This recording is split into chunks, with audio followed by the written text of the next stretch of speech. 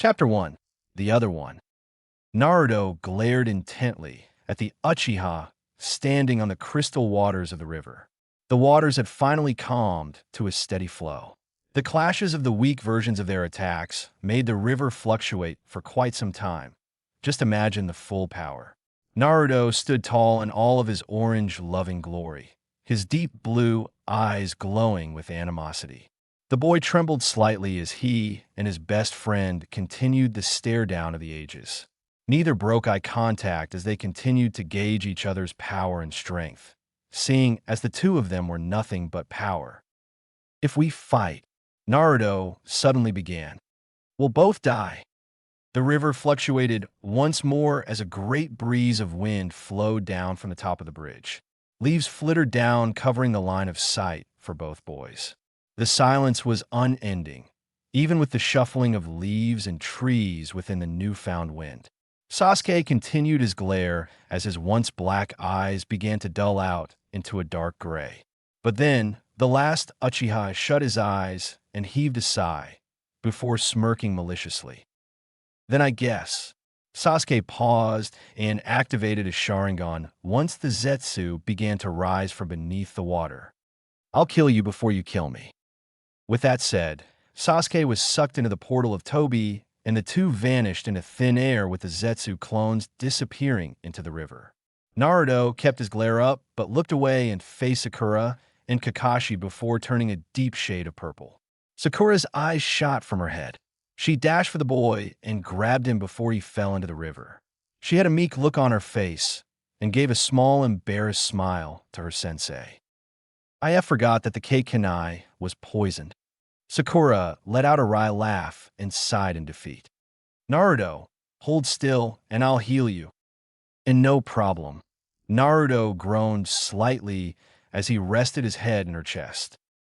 Healing chakra sprang up around her hand and began to soothe the pain radiating across his cheek and closing off the cut and removing the poison in the process. Naruto's face soon began to regain color, and almost immediately, the boy was back to normal with the Kyuubi aiding in the healing process. Naruto quickly removed himself from Sakura's embrace and coughed awkwardly. The three of them jumped up the large bridge and headed towards the wounded prisoner. She was a red-headed girl with half of her hair being wild and all over the place, and her other half being straight. She wore thick-rimmed glasses and had red eyes. She was lying against the railing of the bridge with a distraught look on her face as she came to the realization that Sasuke was no longer the same as what he once was. Nowhere near. A few footsteps were ahead, and the girl painfully turned and faced the three Konoha shinobi standing at the other end of the bridge. She looked down and was hoisted up and piggybacked Kakashi as they left the scene. Her red hair waved softly as they tree-hopped away for their unconscious teammates and comrades. Her glasses began to slip down her nose, but were caught on Kakashi's neck guards. What is going on?" Karin looked tiredly at the team, carrying her back to Konoha. "Damn that Uchiha, after all that I've done." Within seconds, she began to look over her life and everything that has led up to this point. A life filled with disappointment and lies. Promises unfulfilled, the wrong crowds, and false love. Her eyes trailed down at the grass below their feet and took a deep, sorrowful breath, but tried not to strain herself too much. The group made a quick detour and headed into the forest off the main road and found a small clearing with 4 bodies lying on the ground, 3 men and a large dog. All 4 of them began to wake up thanks to Sakura administering the antidote and healing their bodies and removing the poison from their systems. Almost immediately, Kiba burst into anger and began to scream at Sakura for how stupid she was and how little she had thought the situation through. But through all of this, the golden-haired boy of the group kept to himself and stared aimlessly into the grand forest surrounding them. One by one, Karin began to examine the Konoha ninjas' chakra signatures, and one by one, she got a very good idea as to how these shinobi acted, thought, and moral codes were. The pale-skinned, black-haired shinobi was an enigma and basically had a chakra aligning itself slowly with good. The dog and the kid with the fawn tattoos on his cheeks Although loud and brash in person, his chakra was strong and peaceful and really loyal too. But the one that already had Karin slightly worried, and this is just from physical appearance. She was staring at the bowl-cut boy wearing the god-awful green jumpsuit. But even though she couldn't tell where his chakra coils were, she could sense the chakra there. And to be frank, she was impressed. The group, now fully healed and ready to continue on their journey back to the home village. Karin was fully awake and in less pain, but in pain nonetheless. But as they continued on their journey, the blonde orange-wearing shinobi was constantly arguing with the dog boy, as Karin began to call the tattooed boy. She was surprised by the interaction between Konoha shinobi and their comrades. With a moment of boredom, she actually listened in on their conversation. Naruto baka. Kiba finished with only the last part of the sentence being heard. Naruto. Karin's eyebrows rose slightly. That's the Naruto that Sasuke constantly griped about. Naruto clenched his fists and replied with a not up to par rebuttal, resulting in a punch to the back of the head, via Haruno Sakura. Naruto was bent over gripping his head, all the while laughing with Kiba and Sakura. Soon enough, the laughter was contagious and had the rest of the team laughing, except for Karin. Her eyes were wide as she used her abilities to try and get a better feel of the shinobi that caused her former beau so much annoyance. You unbelievable, what is this chakra? Karin felt her body soar high into the sky. It was almost as if her pain and inhibitions were released from her body. It's such amazingly peaceful chakra. Never have I ever felt something like this. Karin tightened her grip around Kakashi and tilted her head into Kakashi's back, almost as if she was about to go to sleep. But there was a sudden darkness in the pit of her stomach as she continued to examine the shinobi. That darkness continued and seemed to never end, pressurizing her into the pits of her mid. All around her, she felt the colors bleed into red and black. Karin looked up and around the blonde boy and found that he was surrounded by an aura that had eerie resemblance to a great nine-tailed fox. Karin had never once been so terrified. What really scared her, though, was the untamable power that resided deep within the boy had her terrified that she was going to the same village as he was. That kind of power wasn't even felt when she and the former Team Taka took on the Eight Tails Jinchuriki. Karin tried to come up with a conclusion as to why he held such malicious power within his body, but filed it away for another time when she realized that she'd been staring at the back of the blonde's head. Her cheeks lit up slightly. She looked away and stared at the ground for a while. It'll be a while before I get into anyone like that, Karin whispered. The rest of the journey was quiet. No, it wasn't quiet, but rather not as loud as it normally would have been. With Naruto off in his own little world thinking about his difficult situation with Sasuke, Kiba saying something stupid and the others not really saying much, it left Karin with much to think about, namely, where she stood now that she was no longer aligned with anyone. I'll most likely get arrested and thrown into jail. Karin mentally shivered. Or worse, I'll get executed. Karin reached over with her hand and weakly pushed her glasses up the bridge of her nose, and somehow, once more, his gaze landed on the figure of Uzumaki Naruto. Karin continued to stare and was genuinely surprised at his appearance. Everything Sasuke said, Karin thought. It's almost as if Sasuke was jealous of him. This Naruto is nothing like the one that the Uchiha, always spoke about. Naruto put his arms behind his head and started to walk slowly for just a moment. He was lost in his own thoughts as he stared off into the trees above them. The small rays of light tickling his whiskered cheeks and bouncing off of his sun-kissed hair. Naruto stopped suddenly and took a small breath before sighing in content and continuing forward. Karin quickly noticed that Sakura had a flash of worry on her face, only for it to disappear before she could examine the Pinkette's expression any further. Karin shut her eyes and took the same action, making Kakashi turn his head slightly.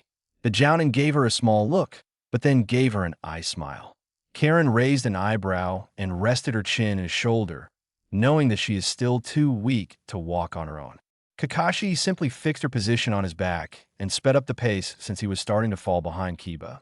The Cyclops of a Jounin sped up his steps and started to catch up to the somewhat speeding blonde just a few clicks away from him. Once he caught up with Naruto, Kakashi looked over to see Naruto had no expression on his face. Naruto's cerulean eyes were glimmering and looked deep in thought. Karin saw this, and for the first time, she had seen his face up close and was surprised by his facial appearance. From all of the descriptions that Sasuke gave her, she had half expected Naruto to be some god-awful thing to look at, but to tell the truth, she felt that the blonde wasn't too bad. He looked over from the corner of his eyes and gave Karin a small smile. Karin felt her face heat up from just how bright his smile actually was.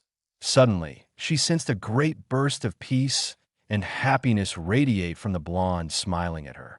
His glinting teeth seemed a bit much, but Karin seemed to not mind the sight. But there was a sudden burst from that peace once more. It was powerful, and it filled her mind with darkness. Everything was thrown in a 1,000-mile-per-hour downward spiral. But from the darkness, the girl was met with two powerful blood-red eyes that glared menacingly into her own crimson eyes. Her skin shuddered and grew cold in the presence of such powerful orbs. She could feel her chakra fluctuating because of the powerful force that seemed to practically be breathing in her face. Her eyes were wide when she saw what seemed to be the face of a beautiful, light-skinned redhead with the most beautiful violet eyes that Karin had ever seen. The image was seen in the center of the slitted eye reeds of the beast glaring at her. The woman gave Karin a small smirk and tilted her head as she looked at the red-eyed girl. Karin's eyes were wide and filled with fear. Karin felt her jaw unhinge and felt her heart race in fear. This boy that she sensed is filled with such strange secrets that Karin couldn't even fathom. But the dark chakra narrowed its blood-red eyes and sent a major burst of its own chakra, nearly scaring Karin off of Kakashi's back. Looking back to the normal world, Karin found that she was now on the ground. Sakura and the others were looking at her with worried expressions, despite the fact that she was an enemy. But once Naruto came into the scene, Karin saw a quick flash of the crimson eyes staring at her through Naruto's own blue. The redhead had seen a lot of scary things in her life, but never had she ever felt that dark. Never had she felt that terrified. In a quick move without thinking, she started backing away once Naruto reached forward with his hand. A small pang of hurt reverberated through his heart. He looked down and slowly retracted his hand, but Karin quickly reached out and grabbed it. With a quick and brisk apology, Naruto lifted her from the ground and carried her on his own back, rather than Kakashi's. Karin's sensing abilities were exploding in all directions from the amount of dark chakra shooting off of Naruto's body. Karin gripped tightly, tighter than what she did with Kakashi. Actually, with Kakashi, she held him loosely, hence the fact she fell off. Naruto nearly choked from the amount of pressure she was pressing on his neck, but immediately loosened. "Oi, Naruto," Kiba started. "I think the redhead likes you." "How youthful Naruto-kun." Lee howled. "I don't like him. I am just making sure that I don't fall off again." Karin roared back, nearly causing Naruto's eardrums to burst. "You baka. Now, no need to get feisty." Kakashi gave her another eye smile. "We're all trying to go to the same place now." "Don't worry," Naruto said in a reassuring voice. "We'll get there all fine, and then we'll all go our separate ways." At the village, Naruto was walking towards his most frequented place in the entire village, Ichiraku Ramen. His stomach grumbled and tumbled as he walked through the streets of his home village. Everything around him was making good progress in being rebuilt, especially with the help of Yamato's Mokutan Jutsu. A small smile grew on his lips as the civilians began to cheer his name and wave lovingly towards their newest hero. Some even went so far as to say, "I hope you become Hokage one day." Naruto didn't know if they were kissing up to him or if they were truly genuine in their words. For so long, he was ostracized and made an outcast by many of the people that cheered his name. For the longest time, the only form of interaction between him and the villagers was the occasional blurb of harsh words, or even going full out and actually kicking him or tossing him about, or just downright slandering him in any way they could, be it talking behind his back or insulting him to his face. But now he didn't know how to respond to their kind words and kind actions. So he simply hunched his shoulders slightly and looked down towards the dirt road with a light blush on his cheeks. Making a quick turn, Naruto walked towards the nearest exit and took the quickest detour towards Ichiraku. After all of those years of running off to find a quiet and secluded place to cry, gave Naruto an imaginary map of the entire village, one that is burned in his mind probably to the end of his days. Looking up, Naruto felt his eyes light up from the sight of the little paper lantern moving swiftly in the blowing wind. The new Ichiraku ramen stand was no longer a nice hut with cloth hanging over the front of the stand, but instead, it was its own actual restaurant with a large counter and multiple seats. The coloration paid a great homage to their favorite customer by coloring much of the store orange and black. Naruto smiled devilishly and charged in, sliding the rice paper door open, completely forgetting his predicament, and jumped onto a stool with drool already flowing down the sides of his mouth. He slammed his hands onto the counter, getting the attention of Tucci. 5 bowls of miso ramen. Naruto roared with a loud laugh. And keep him coming, old man. You got it, Naruto. Tucci started laughing and called the orders out to his ever-faithful daughter, Ayam, whom of which was working furiously with the order. Naruto sat in silence as the intoxicating smells of the wondrous ramen came floating into his nose. But the wooden doors suddenly slid open, with Ayam and Tucci in the back working on the orders, and came 2 chunin that witnessed Naruto's battle with pain. They were surprised and actually relieved, it seemed, to see Naruto. Hey, one of them shouted out with a smile. It's the hero of Konoha. You're right. The other laughed.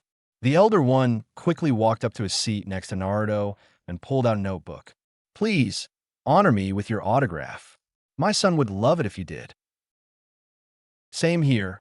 My daughter would love it if you sign an autograph for her. The other shinobi joined in. Naruto turned red from embarrassment. Looking around for whatever escape he had, he tuned out the 2 shinobi and tried to listen in for whatever distraction he could take advantage of. Thanks to the newly renovated Ichiraku ramen stand, the Ichirakus hired a full staff of waiters, cooks, and even delivery men and women. So once Tucci got the order of deep-fried pork cutlets, the order came out first. With a ring of the counter bell, Tucci got the attention of one of his delivery men. But Naruto quickly kowarimi'd with the deliverman and took the order himself and started running away as fast as he could towards wherever he could.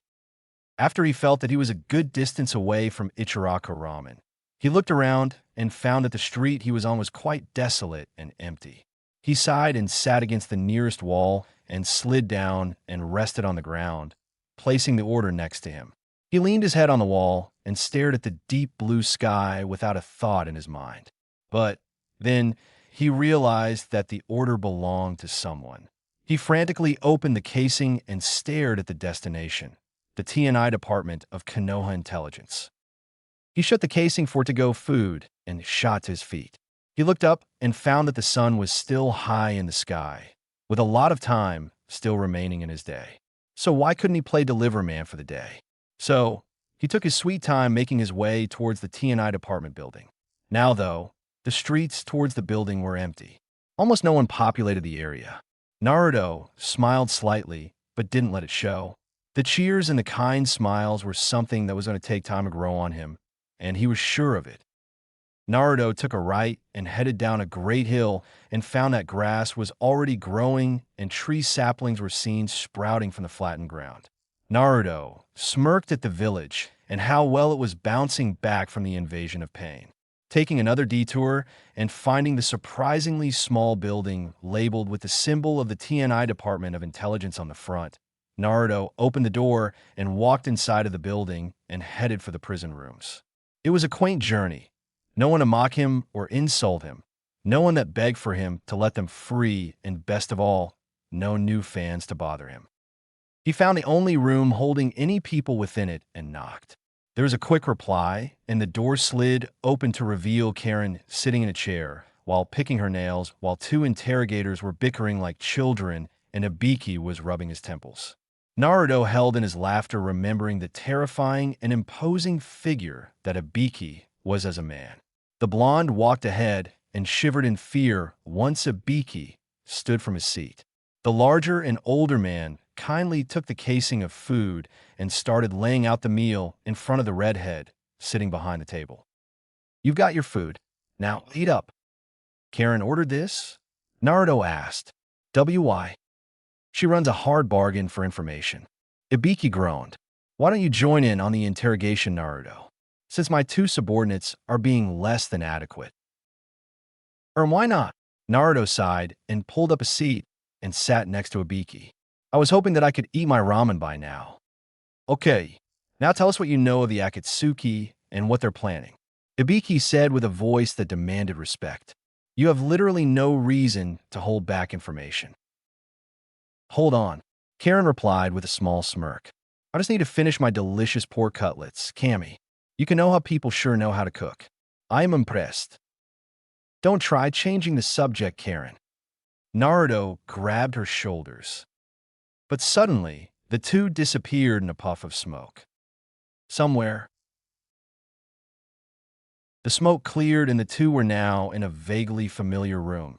Well, to Naruto, that is. Once the smoke was officially cleared, the two looked around awkwardly and found that Lord Fukasaku and Lady Shima were sitting at the other side of the table with wide eyes. Karin's eyes bugged from her head, and she nearly freaked out from being in the presence of toads of all things. Then she looked down to see caterpillars, insects of varying sizes.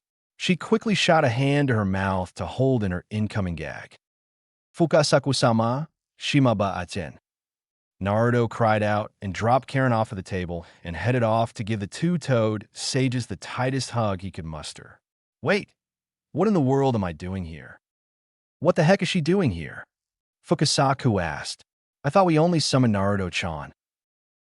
These two were apparently in physical contact. Shima replied.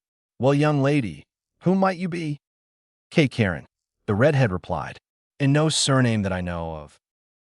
"Well then, how are you two in contact with one another?" Shima asked. Karin was surprised by the amount of chakra that the two elder toads possessed. To be frank, the girl was slightly terrified. I was interrogating her," Naruto quickly replied. "She was a part of Sasuke's team, so she could possibly have information about the Akatsuki and what they're doing with Sasuke." "So, she's an enemy?" Fukasaku asked with a raised eyebrow. Karin's eyes nearly widened when she felt a chakra spike from the green toad. But before Karin could reply, Naruto raised a hand and shook his head. He then turned his head and looked at the redhead sitting in one of the seats. Karin was surprised to say the least. She barely knew this guy, but he was so quick to defend her against whatever these toads meant to him. She felt his chakra fluctuate in a way that made his actions seem genuine. He had a stern look on his face as he stared the two toads down. "There won't be any need to kill her or dispose of her," Naruto said. "She's under my protection since it's my fault that she's here." "Are you sure, Naruto-chan?" Shima asked. "I am dead serious, Shima-ba-chan." Naruto smiled softly. "Besides, Ka-chan seems to like her." Outside, the group began to walk towards their destination and seemed to be making a good walk, although the walk was plagued by the innate rambling of Karin. Naruto was confused and seemed to be wondering and worrying about the redhead's sanity. But then after at least 10 minutes of blocking her out, he sighed and decided to listen in on what the redhead was saying. "I seduced him, I helped him for nothing. That damned Uchiha tried to even kill me. The nerve of that guy." Karin placed her hands on her hips and glared viciously towards nothing. "And yet, why do I feel this way for him? Why didn't he feel the same? Was there someone else? Was it because I wasn't smart or strong enough? Am I not attractive?" Karin sighed and looked down, stopping suddenly. "I bet it's because of my cursed red hair. Why the hell does this sound familiar?" Naruto thought with a strange look marring his face. Suddenly, a bright blush formed on his cheeks, and he quickly forced his hands into his pocket and started walking forward with a quick pace. The images of the first meeting of his mother came flittering in his mind, as she's almost exactly like Ka-chan. Well, actually, it's because of your red hair that I think you're beyond beautiful. Naruto suddenly blurted out. Fuck, did I just say that? And Naruto? Karin looked at him with a light blush growing on her cheeks. What did you say? And nothing. Let's just continue on to the Great Toad Sage. Naruto started walking faster, trying to get away from the red-headed girl. But Karin looked with a distraught expression on her face. Whatever. He probably didn't even mean it. Karin charged forward and followed Naruto with the same pace that he was going at and followed the toads towards the central husk. The four entered and bowed to the various toads staring at them and walked through the great structure towards the great toad sage of Mount Mayaboku. A great door was opened, and they came to see the sight of a massive toad with a grand hat on his head. I kinda... Karin was starting to stutter in the presence of such great beings. There was so much that she didn't know about Naruto, and most of those things she could do without knowing. See, can I go back? If you want to stay in a prison cell for an unspecified amount of time instead of hanging with Konoha's #1 knucklehead ninja, then go ahead, Naruto said without a single stutter. You could stay with me, and I'll be able to let you walk around and be free to an extent. What do you mean? Karin asked, slightly worried for what he meant. With a quick sensing of his chakra, she found nothing wrong that would signify any evil intent with his words. I mean, stay under my protection. Naruto replied. With me, the village won't bother someone under the protection of the hero. I mean, thanks, but why? Karin asked. Why are you doing this for me? You don't even know me. Does that really matter? Naruto asked with a small smile. We could get to know each other. Enemy or not, it doesn't matter to me. I guess. Karin sighed and walked closer to Naruto. So what are you, and what is all of this? Well, for starters, this is the home of the Toad Summons. I am the Toad Sage, the only shinobi toad sage alive. Naruto began. I have mastered Senjutsu, and that big toad is the Great Toad Sage. That's amazing. Karin looked around the room with wide eyes as she examined every crack and crevice and started sensing the large toads surrounding them from the corners and the walls and outside of the building. Everything has chakra. It's amazing. The old toad sage began. Who are you again? Karin and Naruto face faulted and glared somewhat at the old senile toad. Karin was the first to straighten up, but then Naruto followed shortly. He was glaring at the old toad, but then the wrinkled lips of the toad began to crease and began to open. I have received another prophecy, the future. He began. It will be one filled with great strife. A great battle will rage between every shinobi, and a clan will be restored and the other will be destroyed. Either the clan of the red eyes or the clan of the red hair. And whichever path you choose, it will decide how the world will either end or be rebirthed. How do I do this? Naruto asked. How do I even begin to take a hold of this prophecy? The QB, another toad said, you must control the beast in order to bring peace. It is the first key to the door that opens to your true potential. But with this key, there is another. The toad elongated itself, and Karin nearly gagged at the sight. The toad unraveled its scroll body, and it came to reveal a complex seal formula drawn upon the scroll. On the far right, though, there was an Uzumaki swirl with a box on top of it.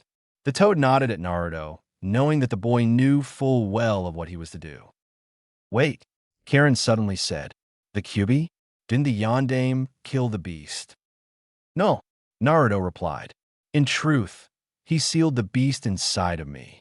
I am the Jinchuriki of the Kyuubi no Kitsune, and this seal was devised by the fourth to allow me to control the beast. Naruto-chan. Fukasaku chided. I don't think it's wise to give information so freely to enemies, former or not. I know, Naruto replied, but I trust her. Anyway, let's get this going on. A flame of chakra formed on each fingertip as he placed his palm onto the empty box. The chakra burned into the scroll, and the seals began to grow from his chakra and spread onto his body. Karin started to examine the sudden change and began to feel an overflow of chakra coming from the seal's power, almost as if someone's life force was being transferred into the boy. She could sense the chakra, and she had to say, it felt vaguely familiar. Using her knowledge, she started to think of whose chakra it was. But then, thinking back to the conversation, Naruto said that the fourth created the seal. The chakra felt familiar because of the fact that the chakra belonged to someone she knew. Then she recognized it. The untamable fire within the chakra that showed off the different colors of the person's will. It was so powerful that Karin couldn't miss it. It was beautiful, and it filled her with strength. She stared at the chakra flowing into Naruto's body and into his chakra coils. As she watched, she finally realized whose chakra it felt like. It felt like Naruto's. The warmth, the strength, the power was all there. There was no doubt about it. Was your father the fourth Hokage? Karin asked suddenly. The chakra stopped channeling for a moment, but only to resume. Fukasaku and Lady Shima narrowed their eyes at the redhead and started trying to sense her abilities through the use of senjutsu. But Naruto, though, had a small smirk on his face when Karin asked. To hear people ask if the fourth was his father made him smile. Even though it's only happened a few times. He knew his father at least. Once the chakra transfer was over and the seals were changed and reformed, Naruto turned to face Karin and gave her a small smile. Tell me all you know, and I'll tell you what you want to know. Naruto smiled softly. I'm pretty sure you have one hell of a story to tell. And besides, Fukasakujiji and Shimabachan need to trust you first. Where do I start? Karin asked. Start from the beginning. Chapter 2, Life. Naruto stared at the red-headed girl, waiting for a response. Karin fixed her glasses and gave Naruto a nervous look and sighed before being led from the building and onto one of the giant leaves that surrounded the ever-twilight-bathed land of Mount Myaboku. Karin sighed, not one to really think of her life, let alone spill her story to people, but maybe, she thought, maybe Naruto could be the one to take the pain off of her chest and listen. With Taka or Hebe or whatever crazy name Sasuke had come up with at the time, Karin felt that none of them would give a rat's ass about her well-being, as shown on the Great Bridge. Her chest started to pulse in pain from the quick flash of what had happened just a few days ago. Then she realized it. That bastard fucking stabbed me, Karin roared. Naruto's eyes went wide, and he quickly jumped back behind the two toads. His face was dark with fear, and his body was shaking. The amount of malicious intent radiating off of the irate redhead was too much for the blonde to handle. He stared at her backside as she went off on a rant of how much she hates Sasuke and how much she felt that he was scum. But it was during this, Naruto realized how great of a butt she had, and not only that, she was more curvaceous than Sakura could ever be. Naruto stopped himself before he could continue with those thoughts. A bright, crimson blush formed on his cheeks, darting his eyes to different directions. Naruto couldn't help but continue to stare at the great curves that Kami had blessed his protectorate with. The blonde suddenly had this strange feeling, almost as if Jiraiya was trying to give him applause. Naruto shook his head and started walking ahead once Karin had calmed down and walked by her side. Karin felt the burst of calm chakra coming from behind and looked over to Naruto. She gave him a small smile, but looked away as he led her towards a bench and sat her down. Naruto plopped next to her and gazed off into the horizon of the homeland of the toads. It's so beautiful, you know, Karin said. Verbal tick like Ka-chan. Naruto mentally noted. It reminds me of my homeland. Karin sighed and felt the calming chakra of the toads lying on their leaves and the chakra radiating off of Naruto. The land of grass, that's where I'm from. Land of grass, Naruto asked. Jiraiya of the Sannin, my sensei and I, traveled for 3 years, and never had I heard of a land of grass. Well, that's what I've always called it. Our country never really had a name. Karin replied. But it was a land filled with wondrous fields of green and oceans of soft, waving blades of grass. The earth was fertile for farming, and the wind was always cool. I bet if you ever went, you'd want to lie down in the grass and just let the wind take you. Oh, and how can you even forget the people? Karen's face suddenly broke into a smile. They were some of the kindest I've ever known. They were sincere and genuine in what they meant, you know. Much better than what most of Konoha is, or at least was. Naruto replied. It seems you've had a better life than I did. So if you don't mind me asking, how in the world did you know of Sasuke? Well, it happened almost 4 years ago. Karin replied. It was during the Chunin exams here. What? Naruto's eyes were wide with surprise. He did not see this one coming. Well, this is what happened. Flashback. Damn idiot teammates. Karin groaned, leaving me alone to find food for our encampment. The nerve. Karin had a bag full of berries and sticks for firewood, and in her hand that the girl was dragging was a rope that led to a tied-up deer that she had caught and killed. She looked around and fixed her fog glasses and looked around and began to try and sense where everything was, only to get barraged by the hundreds of thousands of different chakra signatures that filled the forest. The signatures ranged from animal to human, to animal once more, only to go to some strange creatures that Karin had never even sensed before. Suddenly, there was a deep guttural growl coming from just ahead. The ground shook slightly, causing Karin to yelp in fear once the source of the growl was seen. It was a massive bear with teeth just as large. Karin jumped back and hit the ground and began to try and slide away, but the bear raised one of its massive paws and brought it down, forcing Karin off the ground. The girl grabbed onto a branch of a tree, leaving her food and resources on the ground below. After making a quick calculation of her position relative to the best kill spot to the bear, and not taking into account the abilities of such a large bear, she dropped down onto the creature and reached for the knife in her glasses. But just as she was about to get the bear rose and slapped the red-headed girl away, smashing her into a tree. The bear glared at Karin and looked like it was about to eat her. It began to walk forward with a small pace and growled menacingly at the redhead. Karin shut her eyes, waiting for the inevitable, but there was a small bang. It was followed by a shout. Karin's eyes sprang open to see a black-haired boy with a blue shirt drop kicking the bear in the head. After another series of the same powerful kicks delivered, the boy stood tall with his back to the redhead, showing off his clan crest. What's your name? Karin asked out, her voice meek from the near prospect of getting eaten. Sasuke. Uchiha Sasuke. Once those words left his mouth, the black-haired boy took off into the forest, leaving Karin behind to her own devices. Flashback over. That's interesting, Naruto said. What happened to you after the exam? I ended up becoming Orochimaru's top scientist, and I'm only 16.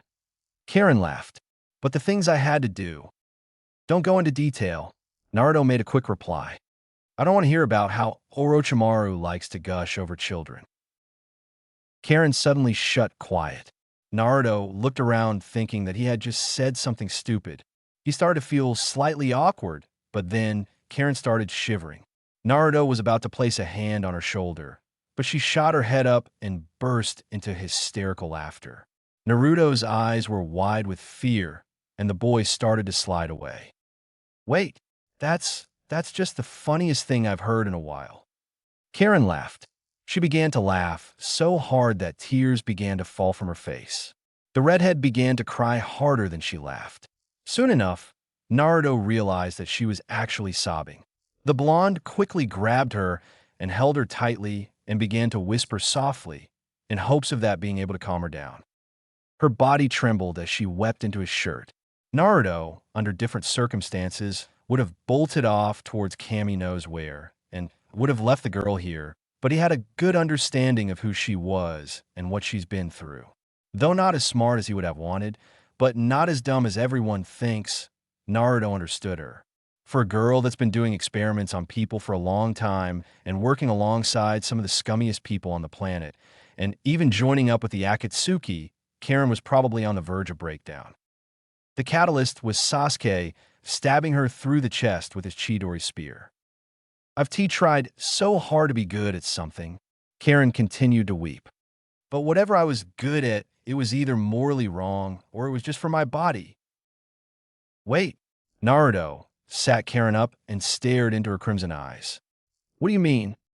Sasuke, Karin started, but quickly stopped herself and looked away as tears began to sting in her eyes once more. That fucking team. Naruto growled and gripped the bench.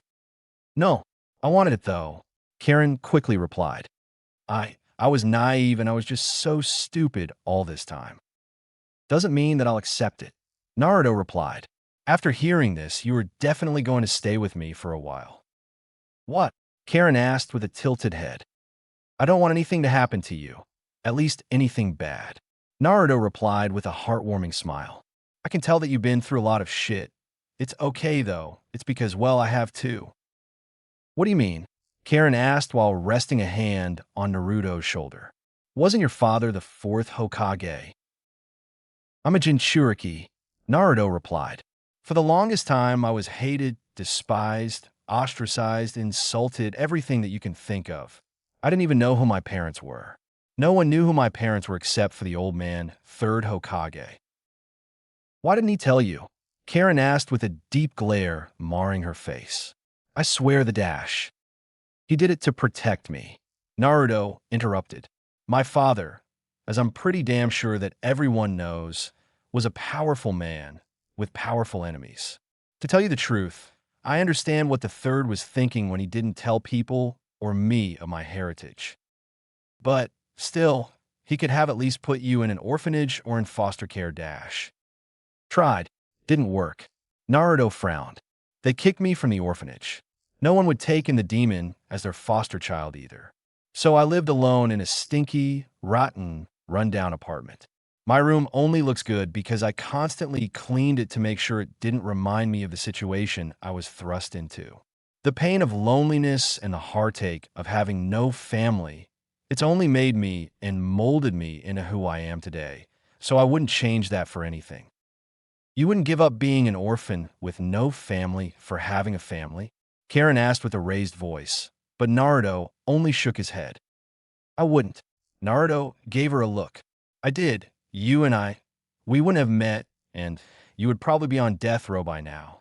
Sad to say this, but I probably wouldn't even have the same will and drive as I do now if I had a family. I think I understand you a bit more, Karin said with a small smile. So, onto a better note. For how long are we going to be staying here? I don't know, Naruto replied. Naruto-chan. Karin-chan. Shima said suddenly. You two can leave now. We've received the perfect amount of information. We'll reverse summon you two back to Konoha. In Konoha, with a pop of smoke, the two reappeared in the prison cell, with Ibiki rubbing his temples, while the two other interrogators were arguing with each other once more. Karin felt a small smile grow on her tear-stained cheeks at the interaction between the Konoha shinobi. With a quick peek at their chakra signatures, they felt warm like Naruto's, but nowhere near the same level. Ibiki gave the redhead a stern look before he reached behind his belt and brought out some handcuffs. Naruto saw this and quickly entered Sage mode, and three clones burst into creation and grabbed Ibiki in his handcuffs while holding down the other two interrogators. Naruto's toad sage eyes stared at Ibiki with a powerful gaze. But before any words could be said, the door opened from behind, and in walked Tsunade with Naruto at her side. Ibiki, there's no need for cuffs, the woman said with a kind tone. Naruto has taken the job of keeping her in line. Are you sure, Tsunade-sama? Ibiki asked. Of course. Now, then Karin, Naruto will take you to his temporary home. Tsunade nodded to the people of the prison room, and Karin bowed deeply to the woman before hurrying out of the building. Once on the street, she and Naruto walked side by side with the people staring at them with confused faces. Naruto wasn't surprised. Karin hasn't been seen before, but he was also pretty sure that he would get a mouthful from Sakura should she find out that Naruto was now caring for Karin. Naruto gave a small laugh, receiving a glance from Karin. The redhead simply shook her head and rolled her eyes in response. Karin smiled at the blonde and started to walk at a slower pace to stay at his side. I think I could start to like this setup. With a short but somehow long and not so boring journey made, the two arrived at Naruto's temporary living quarters. As a sign of thanks from the construction corps of villagers, they made him a great condo and replaced all of his former furniture and belongings with even better products. His sinks and refrigerators were top of the line, his toilet was top of the line, even his damn shower was top of the line. His floorboards were no longer just wood, but instead tile. He had beautiful carpets strewn into the floors for a more comfortable walk.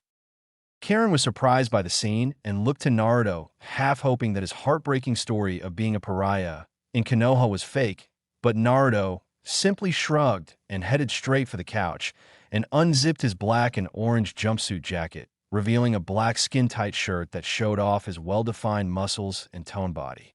Karin blushed a mighty storm and quickly looked away. "Wait, if you're going to stay on the couch, where am I going to sleep?" Karin asked. "Why the bed, of course." Naruto replied, without even looking up. "I can't do that." Karin looked in awe. "It's why you're home. I see can't impose." "I don't really care."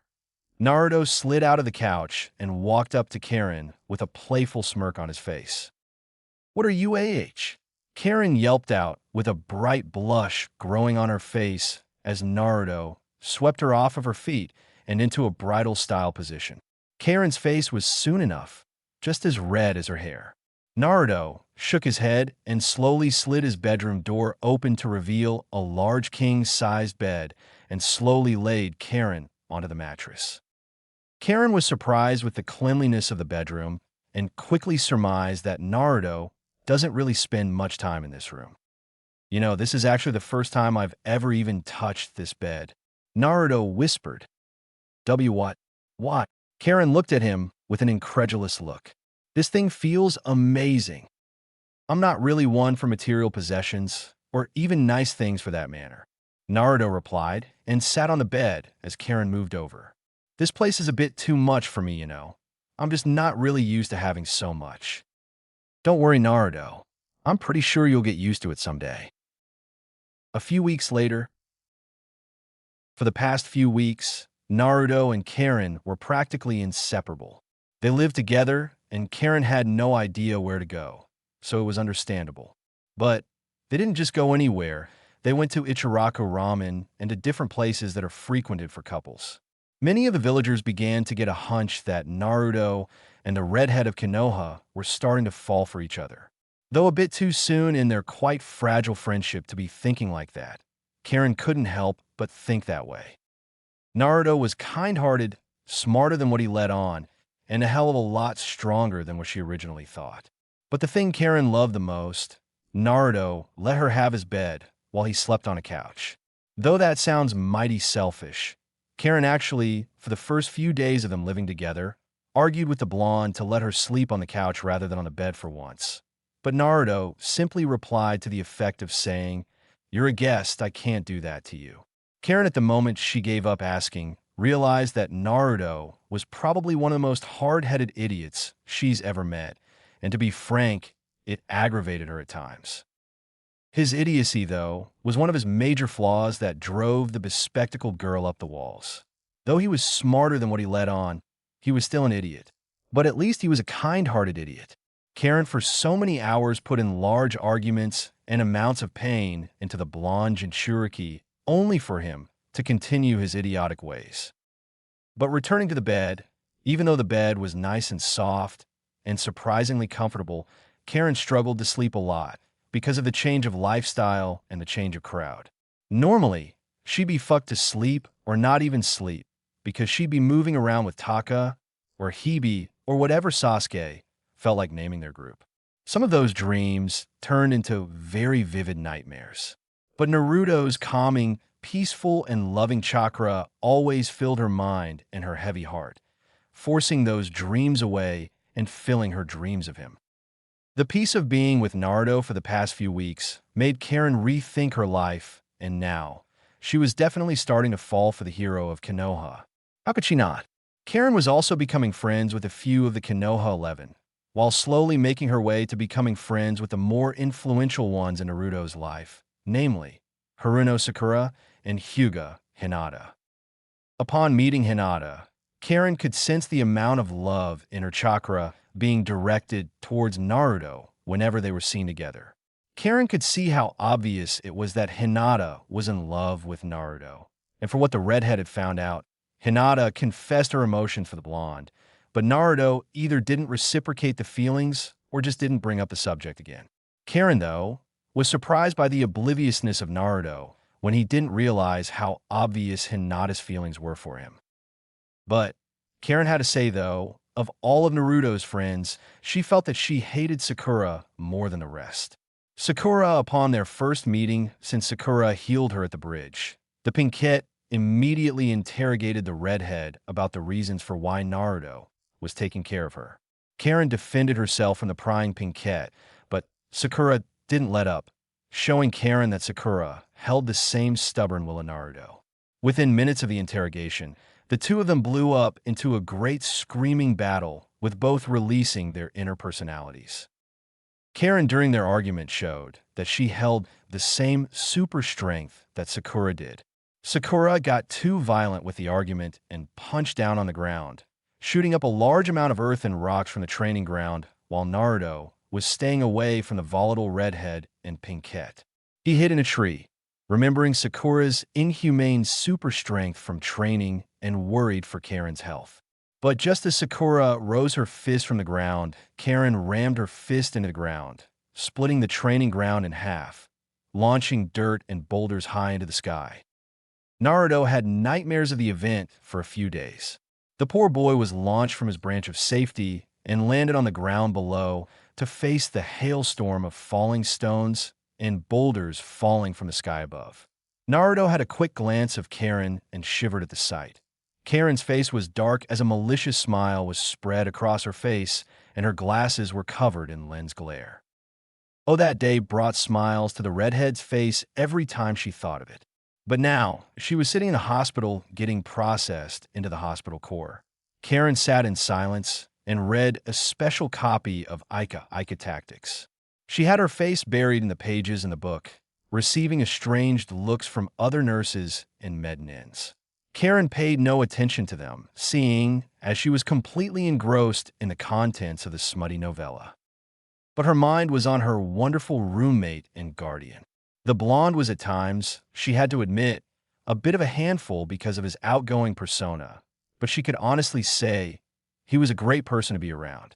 Karin sighed, though, and looked away, remembering what he said at Mount Mayaboku. Even though it was so unimportant, it made her heart flutter. He had called her beautiful because of her red hair, the same red hair that she seemed to despise more than anything else in the world. Another smile formed on her lips. She unconsciously slid a hand through her red hair and fixed her brown-framed glasses and continued to read. Little did she know, though, Naruto was going out of his way to make sure that she felt accommodated in Konoha. The blonde hero was in the Hokage Tower having a grand debate with Tsunade to allow Karin some privileges.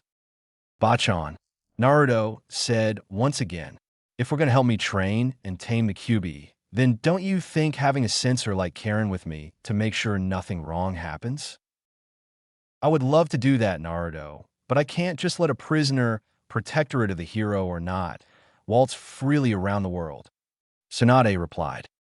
But, come on, Naruto quickly replied. The moment I leave her, who knows what's going to happen to her? You think I haven't thought of that, Naruto? Tsunade reprimanded. The only choice is to throw her in jail.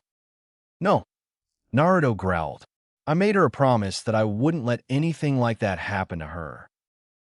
I know that, but you need to think of this from my perspective. Tsunade pinched the bridge of her nose. Let me give you a basic overview of her rap sheet. I already know it, Bachan. Naruto sighed in exasperation and sat up from his seat. She told me already. Then you should know why I can't just let her leave and come with you. Tsunade replied with a stern expression. She could, for all we know, could be a spy working for Orochimaru that purposely got herself captured. But I know she isn't, Naruto replied. Naruto, Tsunade's eyes were wide. Are you falling for her? W what? Do not be absurd, Bachan. Naruto replied with a small tint of a blush forming on his cheeks. As she's just a friend. Whatever you say, Naruto. Tsunade laughed. But getting back to our argument, I can't allow Karin to leave the village just because you say that you trust her. She's not even a shinobi aligned to any village dash. Then make her a shinobi of this one. Naruto blurted without thinking. You want to run that by me again? Tsunade asked with a raised eyebrow. Goad him into it. I was saying, make her a shinobi of this village. Naruto replied with a little less than adequate confidence. She's a good medic, hell a damn good one. And she's literally one of the best sensors I've ever met. She could tell if someone's lying just by reading their chakra. Those are skills that I've got to say that are priceless. You drive a hard bargain, Naruto, but you still haven't convinced me. Tsunade smirked. Just a little more. Then put her in a new team of genin that are trying to become chunin. Hell, you could even put me in that team. Naruto stood from his seat and rested his knuckles on the desk with his head dropped low and his hair covering his eyes in shadow. Naruto, she isn't even a genin dash. Tsunade-sama. The Hokage's eyes went wide, but Naruto went ahead and chose to continue. I will never call you that ever in your life, but I am now, just to show you the gravity of this situation. I'm listening, Naruto. Tsunade motioned for the blonde to continue. I'm not as dumb as most thought I am. Well, at least not anymore. Naruto whispered. I know of the war, and don't act so surprised either. I talked to the great Toad Sage, and remember, he's all-seeing and all-knowing. I need to control the QBE, so we can strike a defining blow against the Akatsuki on the battlefields. With me there in control of the QB's power, we'd be unbeatable and there wouldn't be any senseless casualties. Well, Naruto, you're only a genin. No one will listen to you, even if you have the power and the skills dash. Then let me and Karin go to the Chunin exams coming up soon in Sunagakure. Naruto replied without a stutter in his words. We have the skills, we have the abilities. Let Karin get into the Shinobi Corps. I'll vouch for her. I'll do all I have to do to keep her safe. Why? Tsunade asked. I don't know. Naruto sat back down. There's something about her. I think that she's a main part of this prophecy that the great Toad Sage was talking about. She's important, or else the great Toad Sage would have told her to leave. It's happened before, you know. So you're saying, Tsunade stopped to think back to the beginning of the conversation when he ran the prophecy by her the first time. Karin could be the mother of the red-haired clan or the red-eyed clan. Not really. I'm just saying that Karin is important to it all. Naruto replied. The first step to all of the strife is by doing something that could change the course of the entire prophecy, and I intend to do this as the first step. Karin is strong, Bachan. She just needs the right push to bring it out. I saw her potential firsthand when she sparred with Sakura. All right, Naruto, you've convinced me. Tsunade threw her hands up in defeat and sighed. You've won me over. Oh, really? Naruto looked up with a hopeful expression. You sure gave up pretty soon, dash. Nah, I was just enjoying our argument. Tsunade gave him a small smile. Naruto's face faltered, but straightened up and rubbed the back of his head. Now get the hell out of here, Gaki. I have some blasted paperwork to do. You got a Bachan. Outside? Naruto walked down the street with a smile beaming off of his face. After spending the last few weeks in the company of the irate redhead known as Karin, Naruto couldn't help but feel his heart flutter while being in her presence. Maybe the old hag was right. So what if he did have feelings for Karin? It's not like it mattered anyway. At least that's what Naruto told himself. After the nights when Karin would have those vivid nightmares of hers, and he'd have to calm her down using his chakra, the blonde felt inclined to keep her happy and keep her safe. Besides, she was living with him for crying out loud. But the last nightmare she had was of Sasuke and what he had done to her. Her screams and her gasps for air were embedded into his mind. The genuine fear and pain being released from her voice was palpable. When Naruto woke the redhead from her slumber, Her once crimson eyes were pale in comparison to what they normally were. The memory of her pain was a sore spot in his mind. Her tears spilled onto his clothing, and her cries were deafening. But the real problem, though, was making sure that her glasses stayed safe and unblemished. Without them, Karin was as good as blind. Knowing firsthand of how bad it was Karin reacted, Naruto never again wanted her to experience that fear. He shook his head of those depressing thoughts and began to sift through his memories for more appropriate images. Especially that one time when he and Karin went for a walk in one of the newly formed parks. The green grass waving softly and tickling their arms and legs, and the soft winds blowing through their hair. Naruto smiled at the serene image but shook it off, knowing that if he continued on those thoughts, he might bump into someone. Where could she be? Naruto thought to himself. She is a medical person, so the hospital is a good place to check. At the hospital? Thank you for your time, Karin-san. I hope we'll see you again. The nurse bowed to the redhead with a smile spread on her face. Thank you too. Karin replied with a curt bow and walked out through the glass doors, only to smash face first with Naruto. Ashori shit! Karin screamed out. Naruto looked up to see Karin with eyes as wide as plates, and her glasses just a few feet away on the sidewalk. Karin frantically felt around the sidewalk looking for her glasses, but with no luck. The blonde saw this and held her still just before she began to hyperventilate. Naruto reached over and grabbed the glasses from off the ground and slowly slid them onto her face. Once the glasses were slipped on, Karin's world became clear and filled her irides with the most beautiful scene she's ever laid eyes upon. Naruto was sitting in a golden light, with clouds floating above them and the sun glimmering on his tan skin. His hair waved over his less forehead and flittered over his right eye from the wind blowing through their faces. A bright, face-splitting smile was spread on his face. Karin couldn't help but feel a blush forming on her cheeks, but quickly pushed the blonde away in an attempt to keep her dignity. Naruto was confused, but stood up and pulled Karin to her feet.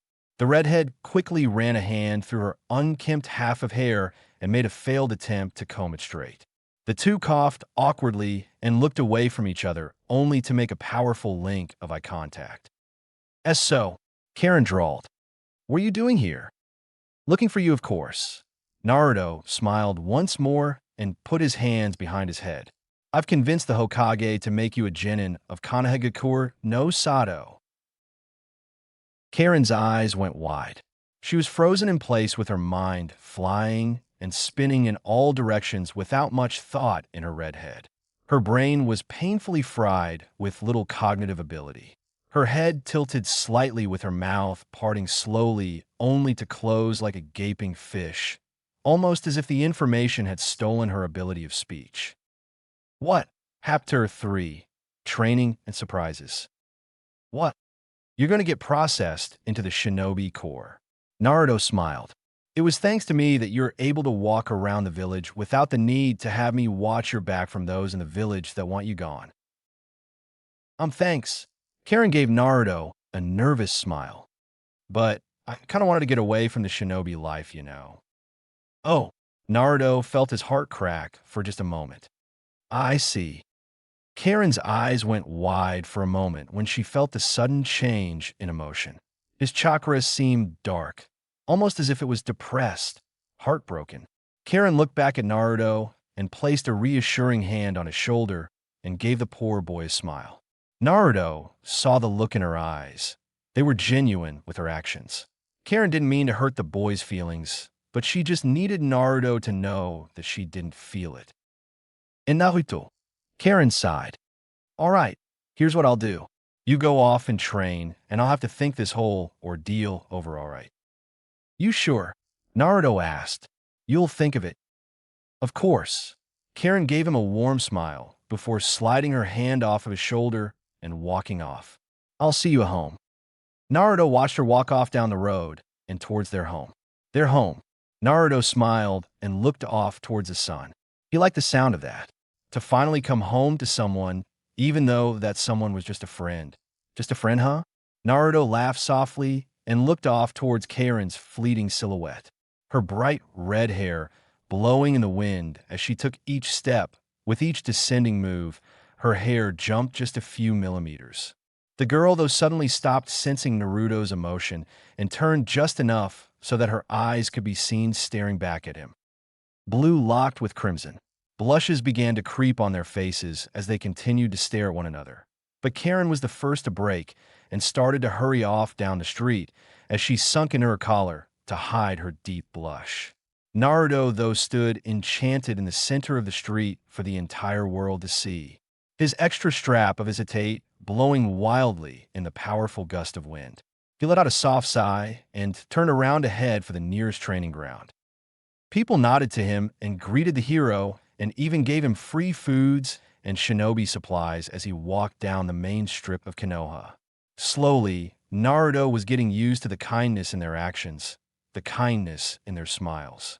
Naruto now began to smile back and wave towards those who went out of their way to let him know that he was no longer hated. Naruto stood straight and slid his hands into his pockets with little care and continued on his quiet journey to the training ground. Karin, though, was having a more difficult situation. She was still red-faced with a heavy blush still adorning her cheeks, her red eyes darting from here to there, looking for something to take her mind off of what she felt for Naruto's chakra. It was powerful, stronger than anything before. It felt protective and caring. It felt like love, attraction. Karin didn't want to accept it and quickly pushed it away. To her, it was too damn early for that. Even though they've been living together for nearly a month, neither of them should be having those feelings. Karin stopped in the middle of the street and turned her right only to see a reflection of her. Karin raised a hand and ran it through her red locks only to sigh in disgust. Her eyes trailed away and towards the corners of the mirror and up towards her actual body. Though not as curvy as someone like Hinata or Ino, but still Kaguya than Sakura, Karin couldn't help but say that she looked good physically, but it was her personality that she was afraid of. What if he gets to know the real me? Karin continued to stare at herself, while unknowingly caressing the unkempt side of her red hair. What if he tosses me aside once he knows the true me? Hell no, he won't. Karin could have sworn that her reflection just shouted that to her. You felt his chakra. He is sincere, unlike that Uchiha bastard. But before everything went to shit, Sasuke's chakra felt the same way. Karin thought to herself, Cammy, why the hell was I so fucking stupid? You were being naive. Every girl our age is like this. Reflection, Karin replied. Just sleep it off. You know what? I'm sleepy. Karin stretched and continued on her journey towards her new home. Ooh, whoa. Naruto stood in front of a small grave site that he put together himself, with 3 kunai embedded in the ground in a triangle formation. In the center of the triangle was a gravestone with a bouquet of flowers made from paper, a small green book, and a picture. The picture itself was the most important of the 3 objects, and it was a picture of Jiraiya sitting down with Naruto fast asleep on Jiraiya's back. The blonde-haired boy smiled softly at the image and the memories that came with it. He stood from his bent knees and bowed his head to the gravesite and tightened his hesitate. Naruto threw up the cross-hand seal, and poof, 2 clones popped into existence. The 2 of them stared at Naruto, immediately getting the message. The 2 clones dropped down in cross-legged positions and began to meditate. Their job was to work on gathering Senjutsu chakra as quickly as possible. The real Naruto channeled Senjutsu chakra into his body as quickly as possible. Once he was finished, the eyes of the Toad Sage were upon him. Orange eyeshadow grew with the eyes of toads, taking place instead of his regular cerulean orbs. Naruto channeled some chakra and sent out a strange signal towards the rest of the forest in an attempt to rouse any bloodthirsty animals. Knowing full well that fighting another human was terrible and killing an animal was no different, he needed to get attacked first. But suddenly, the ground began to shake as a great beast began to tear through the forest, ripping trees from their roots and the ground itself. In front of Naruto was a great gorilla, not native to Haino Kuni or anywhere that he knew of at least. The gorilla launched its fist down, launching up a great hailstorm of boulders and rocks, much like how Karin does. Naruto weaved in between each boulder as it descended and charged forward for the beast itself. Naruto looked around with his sensory ability and found that his two clones were in danger and needed to be protected. Naruto turned his attention back to the gorilla and formed an Udama Rasengan just before he rammed the ball of volatile chakra into the gorilla's face, knocking it back. Naruto slowly floated down to a tree branch below and stared off at the massive creature he was facing. The gorilla sat back up and glared at the blonde standing proudly from the top of his tree. This training got more serious, I guess. Naruto thought to himself, Joe, Kyubi, think you can lend me some of that, so coveted churka of yours? Don't sass my power rut, Kyubi replied with a growl. Just be lucky that I don't like losing. Now get lost and beat that stupid primate. Yeah. Naruto shut his eyes for just a moment. But once he opened them, his eyes came to reveal the toad sage mode eyes, but with a black slit going down the center vertically. The orange eyeshadow that formed turned into a blood-red color. The gorilla felt his sudden increase in power and began to surge its own chakra, blowing away a few trees in the process. This gorilla wields its chakra as well, but isn't smart enough to use ninjutsu, Naruto thought to himself. Suddenly, the beast swung its hand down at unbelievable speeds, annihilating the tree that Naruto once stood on. Naruto, though, was able to dodge the attack and landed on the back of the gorilla's furry hand. The boy narrowed his eyes at the malicious look that the gorilla was sporting, but they quickly sprang open. Naruto jumped off of the gorilla's hand as he had sensed something big coming from the gorilla. It was powerful, hot, and extremely dangerous. The beast bent back as a great surge of chakra was felt building up in the gorilla's belly, just before a great gust of hot wind came from the massive primate. The gorilla's belly began to glow a dangerous orange color, just before the gorilla belched out a fireball the size of the Fire Country. Naruto's eyes grew wide at the sight, but he didn't show any fear. If anything, he welcomed this new and somehow powerful-looking beast. The massive ball of fire came closer and closer, incinerating everything it flew by, and turned trees into instant ash, surprising Naruto of its actual power. The sage shut his eyes and channeled as much senjutsu as he could, knowing full well that if he failed, it was over for him. Naruto applauded himself, knowing that the best way for him to perfect his skills was under pressure. He channeled the senjutsu chakra into a massive and invisible blade. Molding and folding, carving and building, Naruto forced as much as he could into the blade.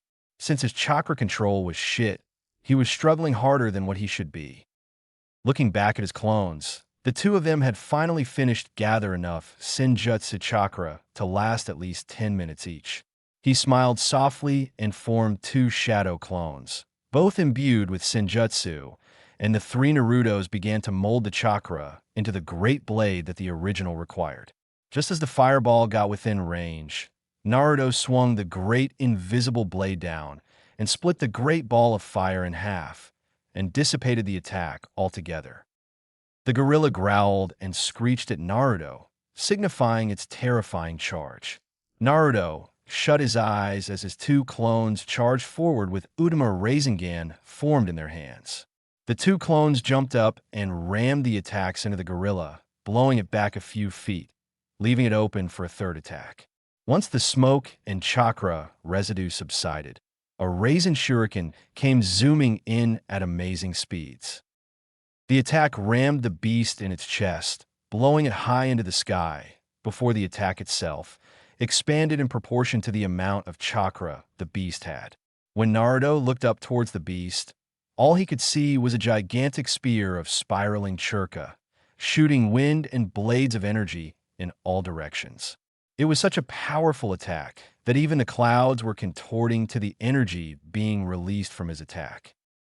Once the churka cleared, The gorilla began to fall back to the ground below, unconscious and unknowing of its own fate in the fight. Naruto dashed forward with his two clones at his side as they channeled chakra to their legs to make them go faster.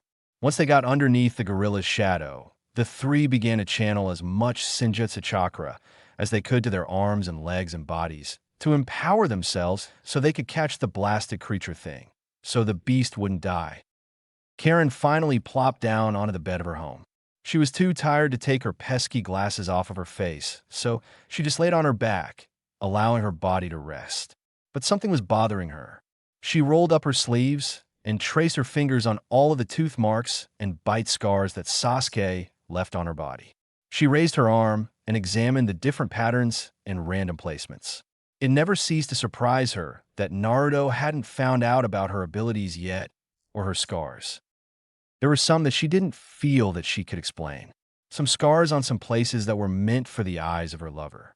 She shut her eyes and growled fiercely and pushed herself further up the bed and rested her head onto the soft and comfortable pillows at the head of the bed. She crossed her bare arms over her chest and let her mind drift.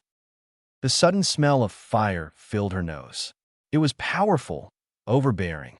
She shut her eyes, open to a sight that sent shivers down her back. The entire village was ablaze. Standing in the center of the fire was Uchiha Sasuke, drenched in the blood of his former comrades, his Sharingan blaring for all who dared to stand up against him. He glared at Karin, but then, the glare disappeared and was replaced with a horrific smile. Whoa! Naruto had successfully delivered a pounding on the gorilla and managed to beat it back into the forest. He left his two clones to train in gathering Senjutsu chakra faster as he headed into the village. He had his hands behind his head with a calm look on his face, but with sweat pouring off of his cheeks. He looked down at his clothes and felt the need to gag at the horrific smell they had. You know what? I'm going to go home and change first.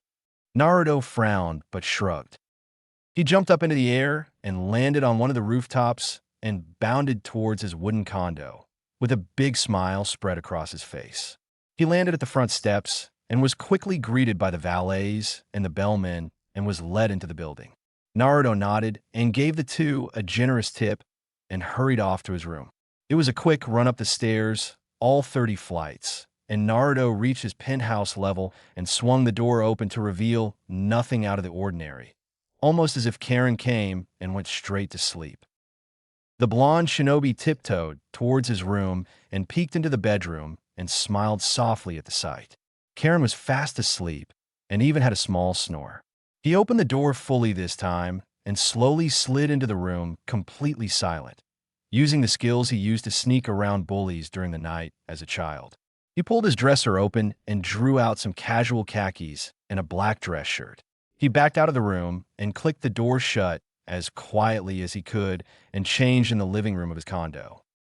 After checking himself out in his mirror, he made a soft click at himself and headed straight out of the door and back down the 30 flights of stairs and back onto the streets of Konoha. He looked up to the sky and found that the sun was going down and the nighttime scene was soon upon the village. He smiled and trudged off through the streets as he admired everyone and everything he came across. The more he enjoyed everything, the less hatred and burden he felt. With each step, he thought of his role in the coming role, and with each passing smile and compliment, he felt the inhibitions wash away. He looked up once more once he noticed that one of the street lights flickered on. The sky was bathed in a beautiful maroon hue mixed with a slight crimson, almost the same color as Karin's eyes. He couldn't help but feel his lips curl at the thought of his roommate and protectorate. He slid his hands into his pocket and walked off to nowhere in particular. But just as the night scene of Konoha kicked in, the hero of Konoha was stopped all of a sudden by the blonde bombshell of Konoha, Yamanaka Ino. Naruto, Ino called from behind the blonde. Where are you going to? Ino jogged up to Naruto with a slow, tentative pace, almost as if she were trying to seduce the toad sage. Naruto's eyes grew wide as blood shot to his nose. Ino was wearing a beautiful but thin shirt with no discernible bra underneath to hold back the bouncing nature of her breasts. A blush as bright as the moon above them grew on Naruto's face the longer he kept his eyes glued onto the blonde bombshell, making her way to him. In nowhere, Jay just looking for some pussy place to eat. Naruto's face flushed deeply. Ino seemed to not have caught the slip. Really? Ino smiled softly and locked her arm with his. Let's go somewhere. I'm off from work, and Sakura has to work extra at the hospital, you know. I'd love that. Naruto smiled. So where do you want to go to? Ichiraka ramen? Ino asked with a sly smile. What does that sound? Doesn't seem like a very Ino thing of you to offer up. Naruto said with a narrowed eye. Does that really matter? Ino asked with a smile. It's ramen. Well, that'd sound really nice. Naruto broke into a faux thinking pose. I suppose we could get ramen. Well, stop supposing, because that's exactly where we're going. Ino smirked and began to walk at the same pace as Naruto. Naruto, though, not one to really check out a woman's assets. Had to say, in all honesty, Ino was downright one of the sexiest girls he'd ever met. That long blonde hair and her sky blue eyes kept his eyes hooked, but he couldn't forget that body that Ino was blessed with. Her curves were definitely better than Karin, and Ino seemed to have an even better athletic build. Then again, Karin has lived underground for much of her life doing experiments for the pedophile. Naruto looked into his memories and wondered why he was so attracted to Sakura for all these years, when here, Ino was definitely all over him. During their calm walk, Naruto began to think of Ino's skills compared to Sakura, hell, even Karin as well. After a good few moments, he quickly realized that Ino, so far, is the most useful of the three.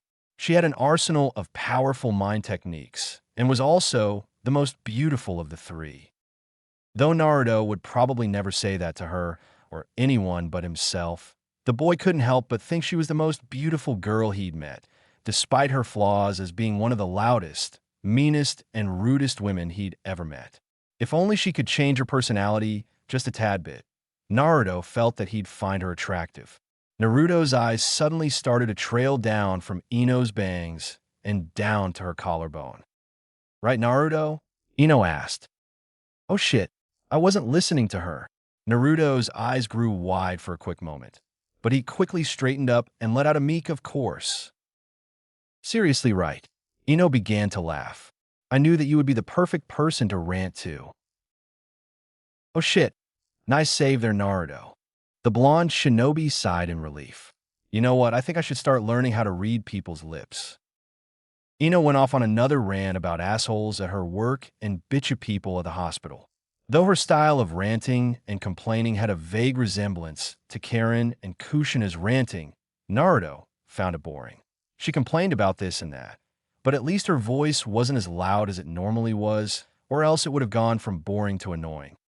They made it to Ichiraku and got themselves a nice booth and ordered their normal amounts of ramen, with Naruto having about 20 bowls and Ino having about 2.5.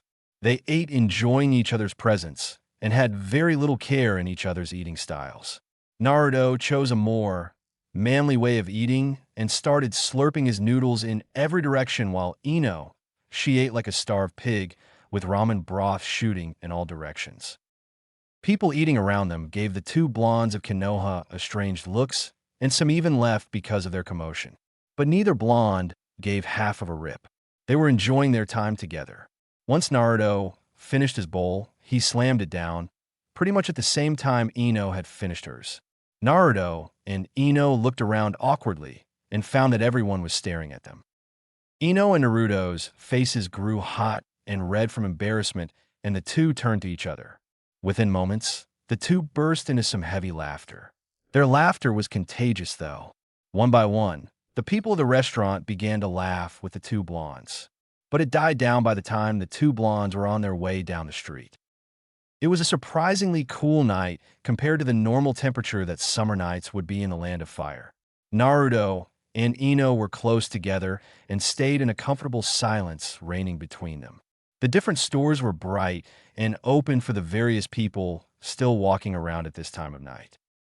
Looking up, Naruto found that the sky was clear and the stars of the nighttime sky were twinkling brighter than what he'd ever seen before.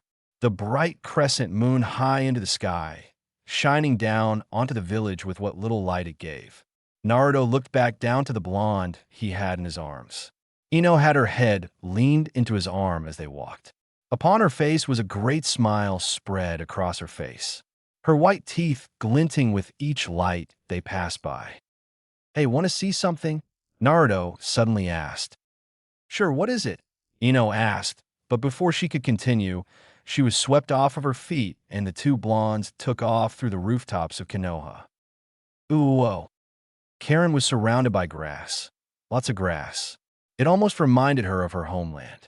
The soft blades tickling her smooth skin with each breeze that flittered by. Karin shut her crimson eyes and stared off into the bright, beautifully cloudy blue sky and smiled at the warmth coming down from the sun, its rays pounding through the cool breeze, warming her.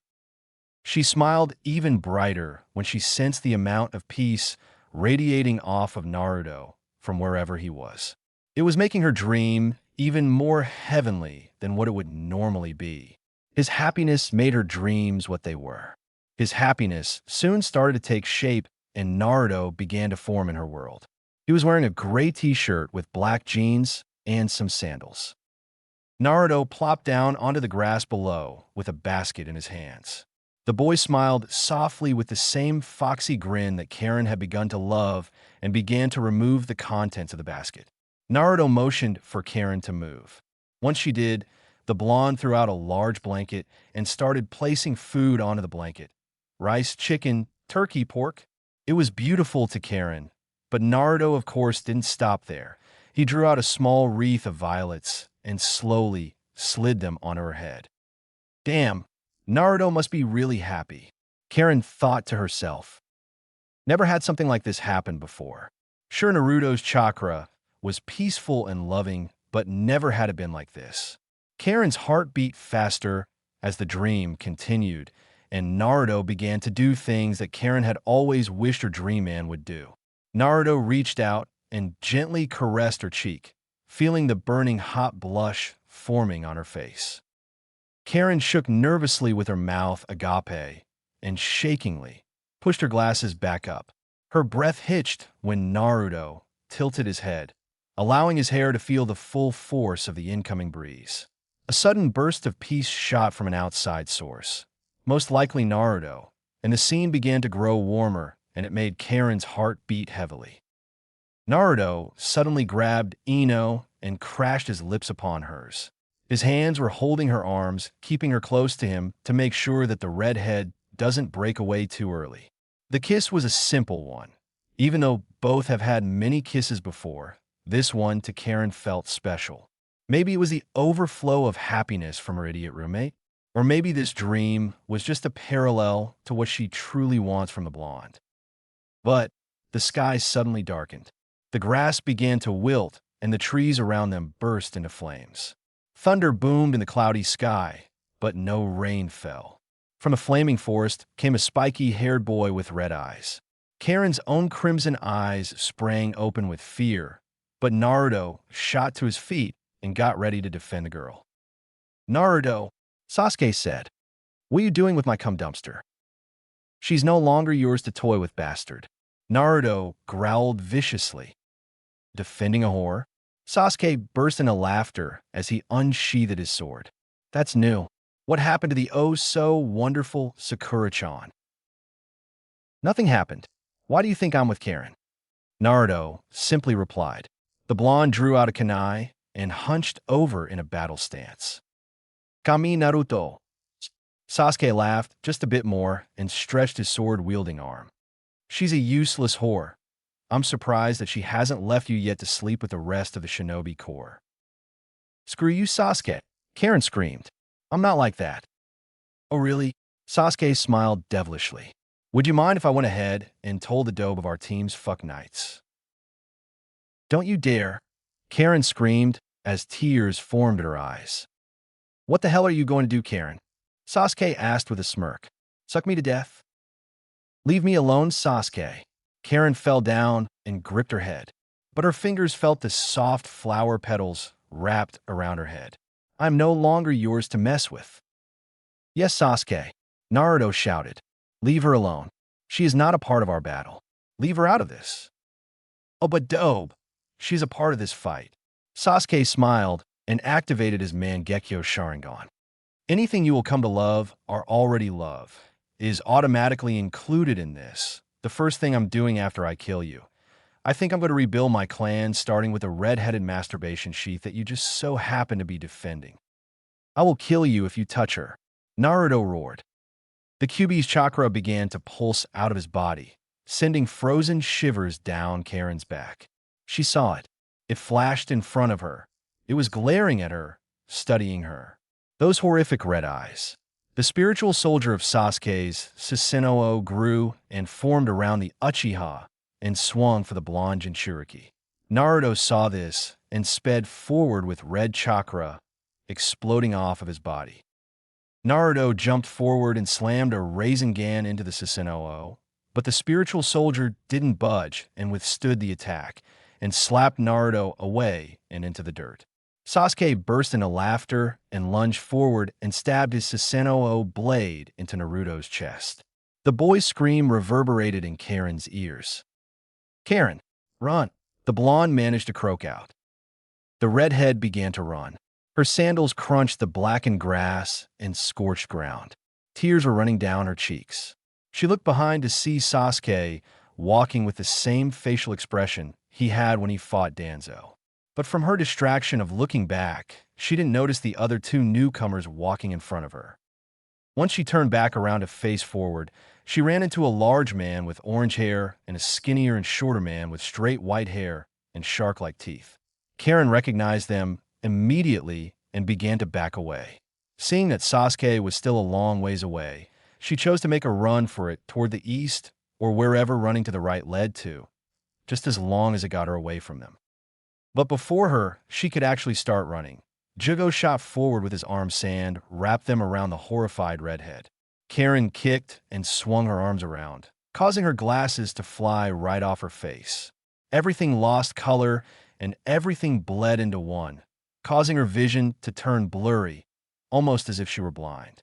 Jugo slammed her into the ground, while Suigetsu began to work on getting rid of her pants and shirt. She was about to fight back, but Jugo punched her in her gut, forcing a large blob of blood from her mouth and back on her face. Karin flipped over and tried to crawl away, but Suigetsu grabbed her legs and forced them apart to reveal the clean-shaven and overly used vagina of Karin's. Sasuke laughed viciously and pushed Suigetsu away. I like that you kept your pussy shaved. Sasuke sneered. I wonder what Naruto thought of how widespread you are. D-damn you, Sasuke, Karin shouted. What he thought of my body is not of your concern. Oh, was he not impressed? Suigetsu burst into laughter. That's not what he thought, Karin cried. He doesn't think of me as a whore. He's not like you. Well, of course he isn't like me. Sasuke unzipped his pants. I'm not dead. But just before he could enter, everything turned black. Karin felt around and realized that she was no longer in the grassy plain that she once was, but instead she was on a cold and hard floor. She reached over looking for her glasses, but she couldn't find them. She was terrified and she was missing her jacket. She could feel the wind slipping against the bare bite marks drawn up and down her arms and across her chest. But the thing that really terrified her was that she couldn't sense anything. She was literally blind to the world outside. She began to crawl around with tears falling down her face. Within moments, she just stopped and began to hyperventilate, hoping that somehow Naruto would find her in time. Ooh, whoa. I had fun. Ino smiled softly as she slowly leaned her head onto Naruto's shoulder. I had a lot of fun, Naruto-kun. I did too, Ino-chan. Naruto leaned back and smiled softly at the twinkling stars in the sky. Ready to go home? Definitely. Ino smiled and was pulled up to her feet by Naruto. We should do this again. I look forward to Dash. Naruto's eyes suddenly changed into his sage mode. People's chakra signatures and emotions flooded his mind and system. But there was one that made his heart crumble. Karin was terrified of something, and her chakra seemed to be in distress. The boy took off without another word and jumped off of the Hokage monument and down towards the rooftop of the Hokage tower. He jumped as far as he could and landed just a few blocks away from his home and continued on his path until he landed on the balcony of his floor. He could sense it, Karin's fear.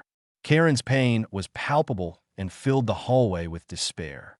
Naruto dashed down the hallway, nearly knocking over a few bellboys and servants. But he came to a quick stop once he reached his room, which was the single door at the end of the hall. He kicked the door open only to find that all of the lights were flicked off and the furniture, from what he could see, was overturned almost as if someone had broken in. He stepped in, but a small crunch was heard.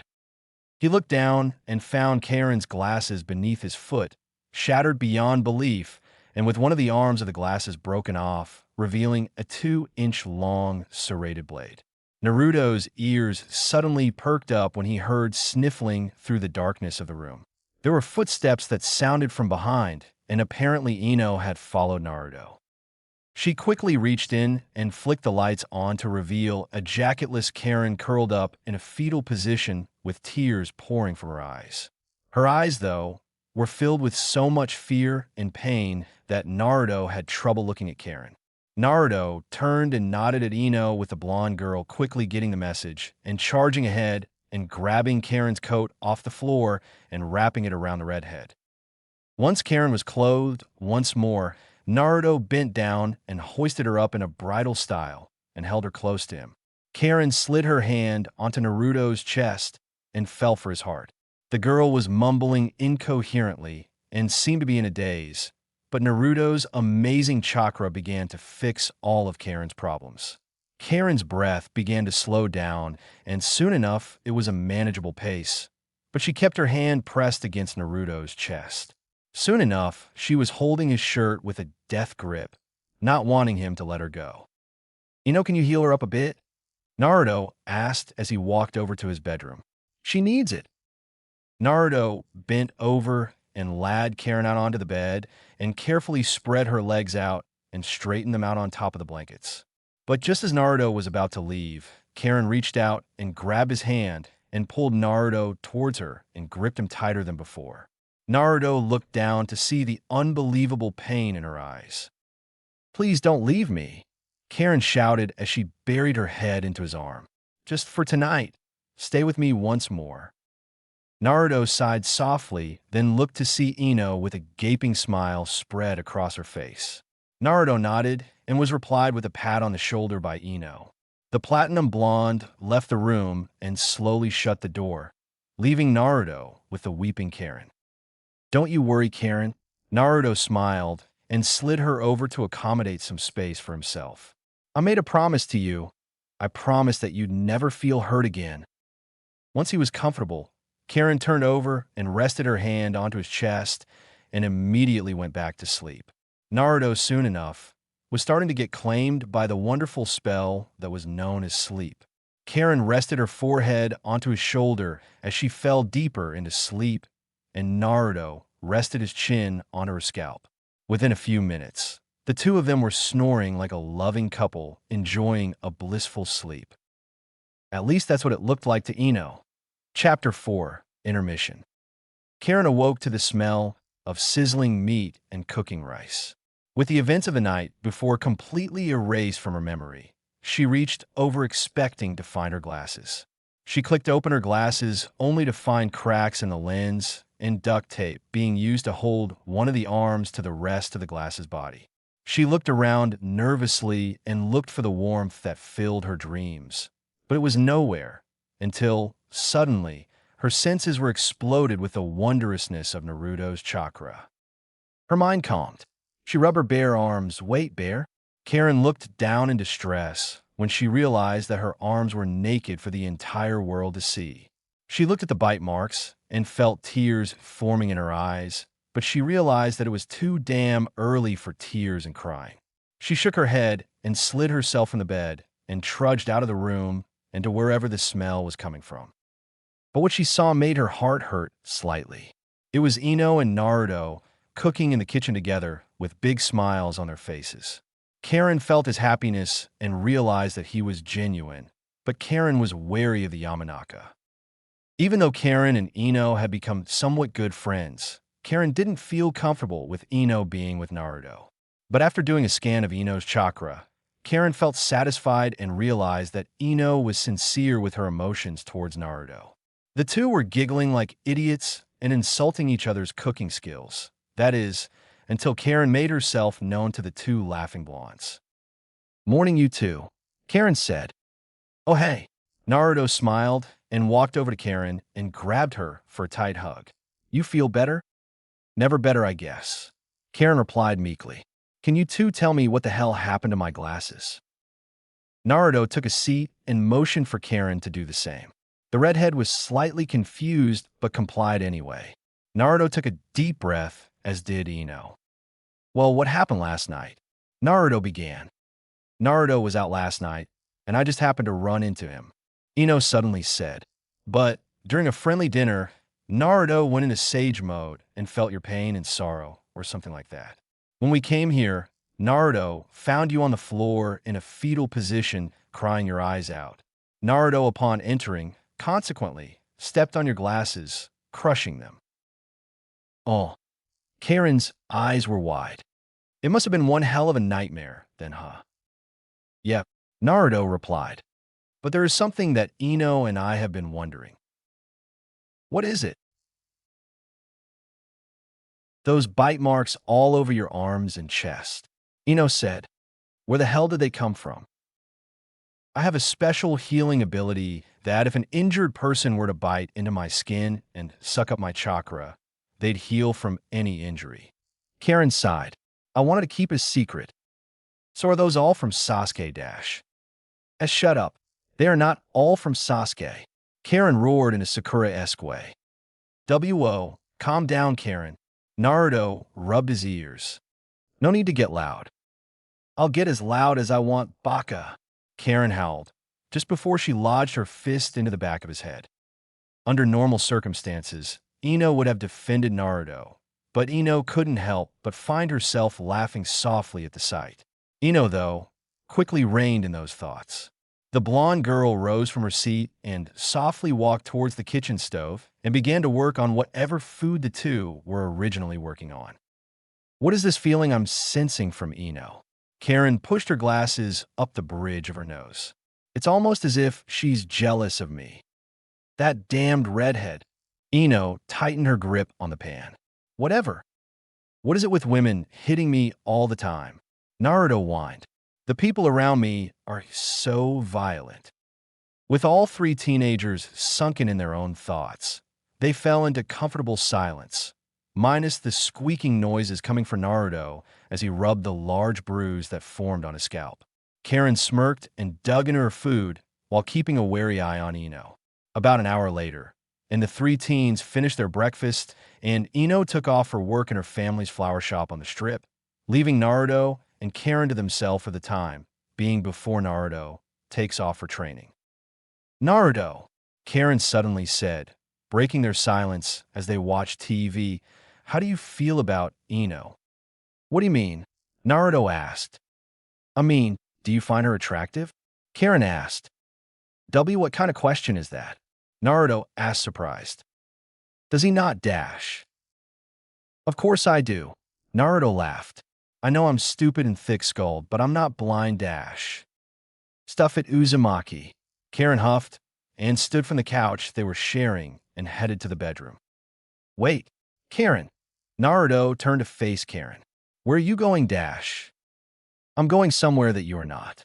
Karin walked into the bedroom and slammed it shut, leaving a deeply confused Naruto.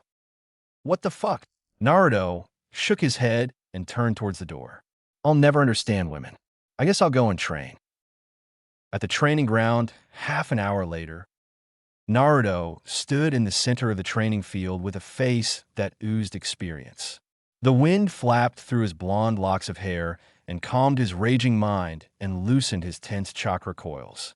He shut his eyes and took a deep breath and let the soothing wind flow throughout his body. Each tenketsu relaxed, and his chakra flowed faster and smoother than before. Soon enough, nature chakra began to fill his large reserves and began to fill in the non-existent chakra reserves. Within moments, his eyes changed, and he was now in the forever revered sage mode. He hunched over, and a group of shadow clones popped into existence, each one imbued with Senjutsu chakra. Without a single word being said, the three clones charged at him, with Rasengan blaring in their palms. Naruto, with his eyes still shut, he weaved in between each speeding clone as each one got within perfect range of splitting him in two. Naruto, eyes still closed, he jumped over one of his more dangerous clones and landed a kick on the Bunshin's head, popping it and leaving him with two more to go. Naruto stopped and opened his eyes to face the last two clones. He untied his Itate and wrapped it around his vibrant blue eyes and tightened the strap as tight as he could. Cool, mate. Without a second thought, the clones charged ahead with no care for their own safety and closed the distance, only for one to get kicked in the cheek by Naruto's more faster reflexes. But just as he disposed of one of the clones, the other came in and sent a Senjutsu-imbued punch at his gut and sent Naruto flying towards the trees. He spun in the air and connected his feet with the grass below and slid along the surface of the ground for a good few minutes before he came to a halt. Naruto stared at his clone and realized that the Kyuubi had gotten some of its influence out and into the clone. Naruto sighed, knowing that it was a side effect of letting the beast cage have its ki. The clone dashed forward with a red Rasengan formed in its palm, but Naruto dodged the attack and rammed his leg into the clone's chest, sending it back a few feet. Once the clone landed, it charged ahead once more and kicked Naruto in his chest, but the boy simply dodged the attack. Naruto sent an elbow, but the clone dodged it and punched Naruto in his gut. The blonde sent an uppercut and rammed his fist into the clone's chin, sending it into the air. Naruto channeled chakra into his legs and sprang up into the sky with a Rasengan glowing with pride. Once he closed the distance with the clone, he rammed the Rasengan into the clone's chest, sending it careening towards the grassy training ground below. With an earth-shattering boom, the clone finally popped, and its memories were transferred back to Naruto. The boy flittered down and used a flurry of Kage Bunshin to soften his fall. He looked around and found that he had successfully allowed the ability of having 4 shadow clones gather Senjutsu Churka. Naruto himself was still in Sage mode, which was a welcome surprise.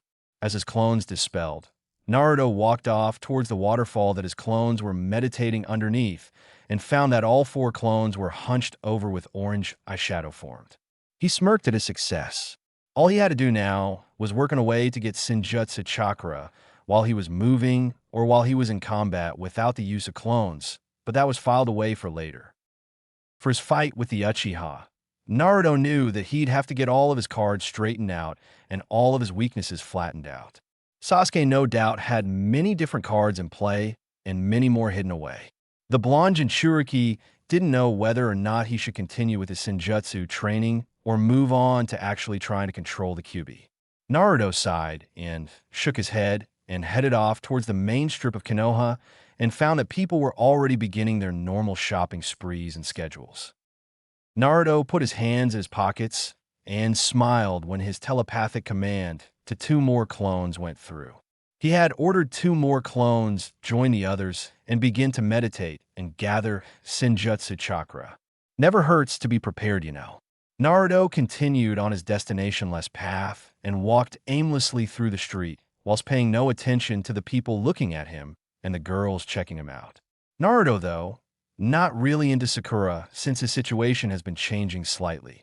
The blonde realized that he hadn't seen the pinkette in a while. Karin had held him up for most of those few weeks, and now Naruto felt a strange feeling in his chest whenever he was with Ino. Naruto smiled softly. She was kind enough to even fix up his living room while he slept with Karin. There had to be a way to pay her back, he thought. There had to be one, right? Shaking the thoughts from his head, Naruto trudged down the street towards Ichiraka Ramen, but sadly found that the line was too long. Surprising, really. Naruto spun on the heel of his foot and headed off toward another restaurant that he frequented whenever he was with Team 10, Yakiniku Q. Good thing it was just a few blocks down. The blonde hero shrugged and headed down the road without a single care to the smiles directed his way. For just a moment, Naruto thought of what would happen should the war begin anytime soon. Naruto thought of the chaos that would ensue. He thought of the damage that would happen, and most of all, in the deaths that could possibly happen. No, he told himself. No, I won't let my friends die. Never. It'll be pretty hard for that runt. The QB rumbled from within. Don't listen to him, Naruto-kun. Kushina suddenly said from beneath the terrifying bass of the QB's voice. He's just a little mad. A small smile grew on his lips. His mother was real, and his mother apparently lived within his mindscape. Although that doesn't sound healthy, it was completely healthy. Naruto first met his mother by complete accident. Flashback. I think it's my time to go. Minato sighed softly. Goodbye, son. I'll have to hurry and fix this seal.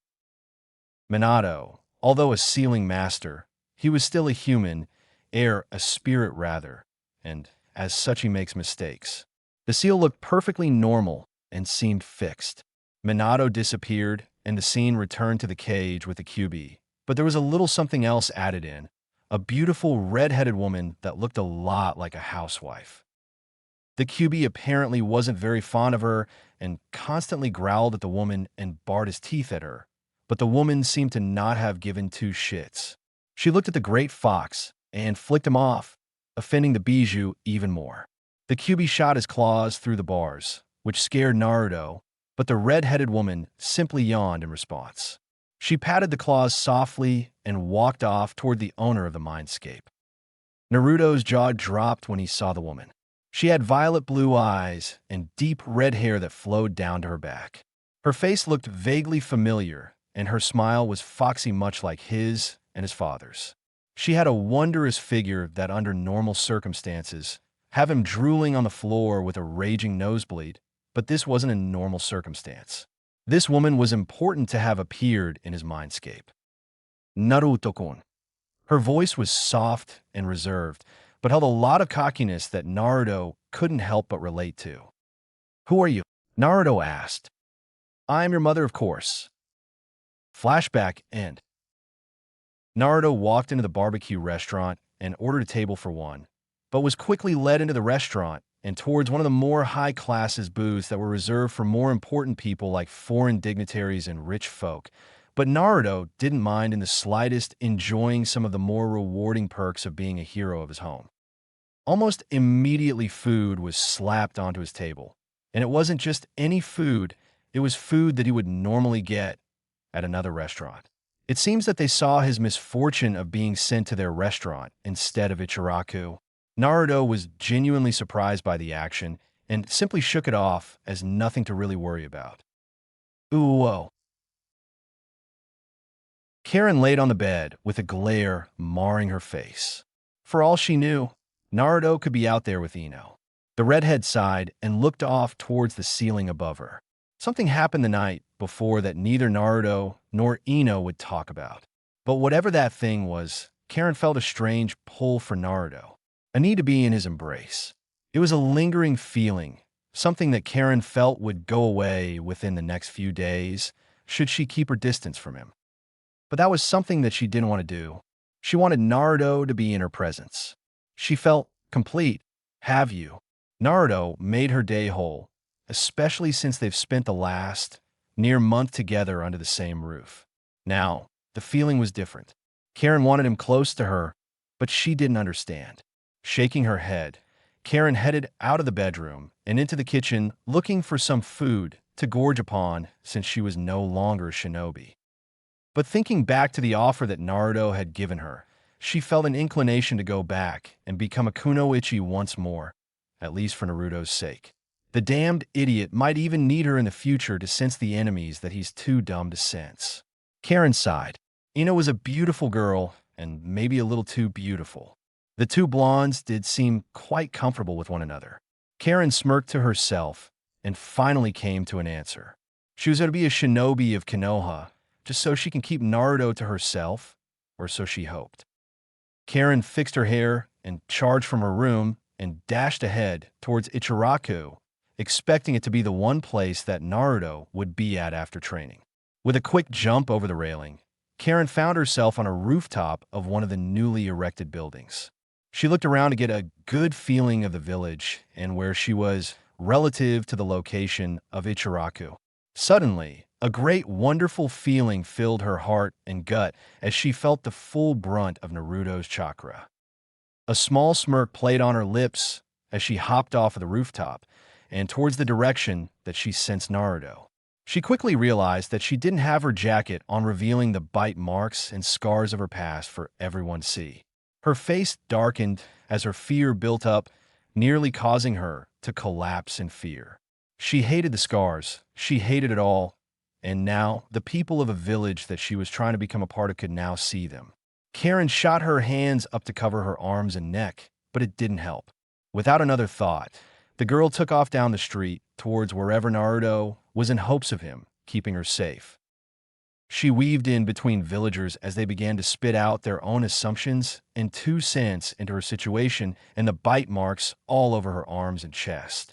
She jumped away and hurtled into an alleyway and continued on her mad dash through the village. She stopped suddenly and leaned her back against a wall of a building nearby and panted slightly before looking back and around for a safe way towards Naruto.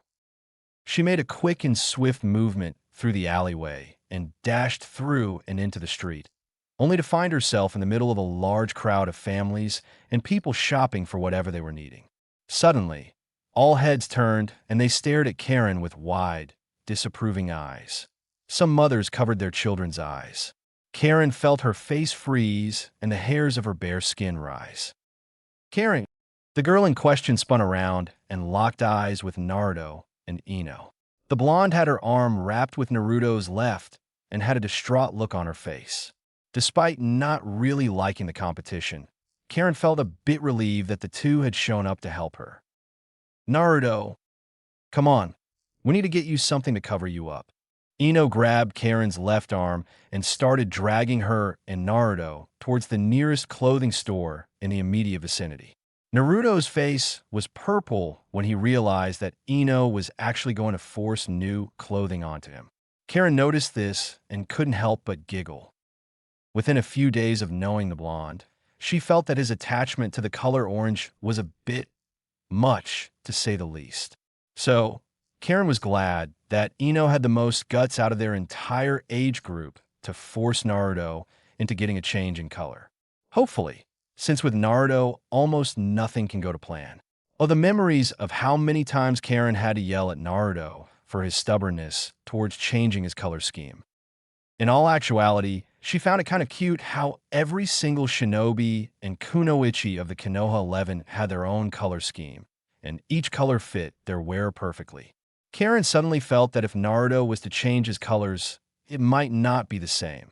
So she dug her heels into the ground, stopping Ino and Naruto in their tracks while kicking up a massive cloud of dirt and dust behind them. No, let's not change our clothing, Karin shouted indignantly. I like the way Naruto-kun looks. Silence.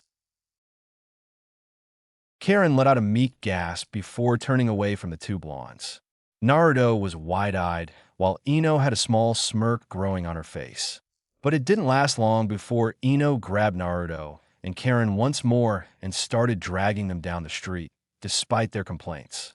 The blonde girl stopped abruptly and released her hold on the two and turned to face them.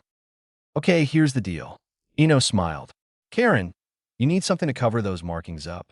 Naruto, you need less orange, another color at least, while I need extra outfits. There's a war coming, people. I know you know Naruto, so don't act so surprised. Now come on, let's shop. Once the three entered, the entire staff of the clothing store froze and stared at the orange-clad shinobi. Almost immediately, the manager of the store waltzed up to the hero of Konoha and bowed deeply to express his happiness. Naruto looked over to Ino and sent a glare. Ino, though, shrugged and looked genuinely confused. Karin, knowing better, went ahead to check her chakra to find anything that might say that Ino was planning this, but found that Ino was indeed confused as well. After the manager and some of the staff finished thanking and basically worshiping the blonde shinobi, they finally looked at Ino and Karin. They smiled and asked Ino some questions, but once they looked at Karin, their eyes shot from their heads and sprang back in. One of the eccentric of the staff grabbed Karin and led her towards Cammy knows where and started throwing clothes at the redhead, leaving Ino and Naruto at the entrance. I guess they trust me to find you suitable clothing for the war and also casual wear. Ino smiled. You were this eyesore of a jumpsuit too damn much, Uzumaki. Come on. Uzumaki. Karin overheard. Why does that sound familiar all of a sudden? In all honesty, Karin had actually never heard Naruto's last name. Never had she even thought to ask. Ever since she was told that he was an orphan, she thought that he probably didn't even have a last name. And also, since his heritage was hidden, he probably wasn't allowed to use his father's surname. But Uzumaki? Karin could have sworn that it sounded familiar. Shaking those thoughts from her head, she had to jump forward to catch some jeans and baggy shinobi pants just before they fell to the floor below. Ino-chan, why do I have to get new clothing? Naruto groaned as Ino threw some shinobi pants at him and new shirt. There's really nothing wrong with what I'm wearing. Don't question me, Naruto-kun. I'm doing you a favor. Ino smiled as she unclipped a shirt and laid it against Naruto's back for a vague measurement. Too big. How about this one? Naruto sighed softly and held the growing bundle of clothing in his arms and stared aimlessly out the window of the store. Outside, people were walking with their families and friends, enjoying the heat of the land of fire's sun. Naruto grunted slightly when he realized that he needed to get some extra training in since there was indeed a war coming. Not completely mastering Sage Mode could end up a problem later on. He also felt that he needed to work on his Rasengan. There were so many Rasengan variants that could be made, and with the ones that he already has, it's only the tip of the iceberg. Perfect, Ino shouted, breaking Naruto from his thoughts. The blonde walked in front of Naruto and laid the shirt onto the bundle of clothes in Naruto's arms. Can you be a sweetheart and get a card? Naruto was about to reply, but held it in, knowing full well that women weren't ones to argue with, especially if they were anything like Sakura, Ino, or Karin. Naruto wanted to facepalm when he realized that all three were almost exactly alike, except that they each had their own special skill sets. But one thing that Naruto really didn't like was the unbelievable strength that the three had when they were angry. The women in his life, he sighed. Kakebunsin no Jutsu. The smoke exploded and two Narutos were now standing side by side awaiting orders. You get a cart.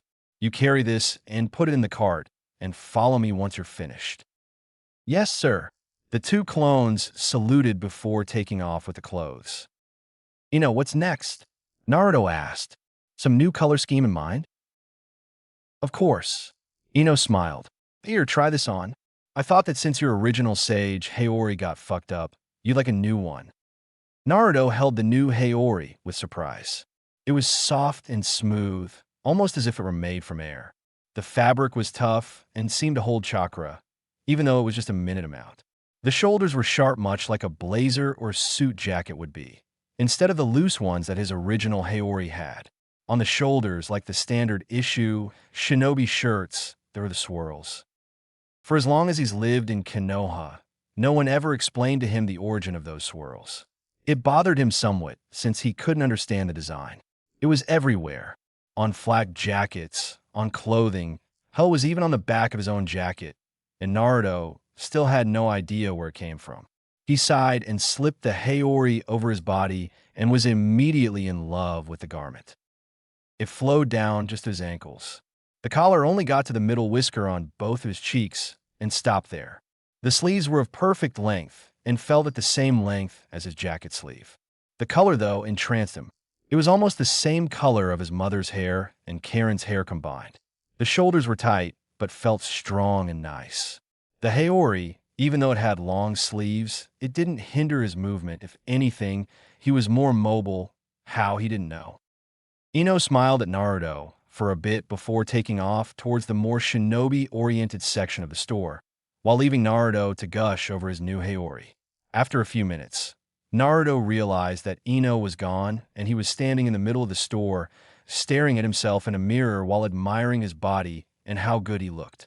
The blonde rubbed the back of his head sheepishly and coughed awkwardly before taking off through the store in search of Ino. 20 minutes later, Naruto now stood in front of the cashier with 3 carts worth of clothing for Ino and Karin and a bit for himself. Karin and Ino were starry-eyed when they heard Naruto say that he was going to pay for everything. Looking back at his 2 female companions to make sure he doesn't see Gamachan cry, he felt his sadness disappear. Ino stood with a pair of short shorts and a thin purple blouse.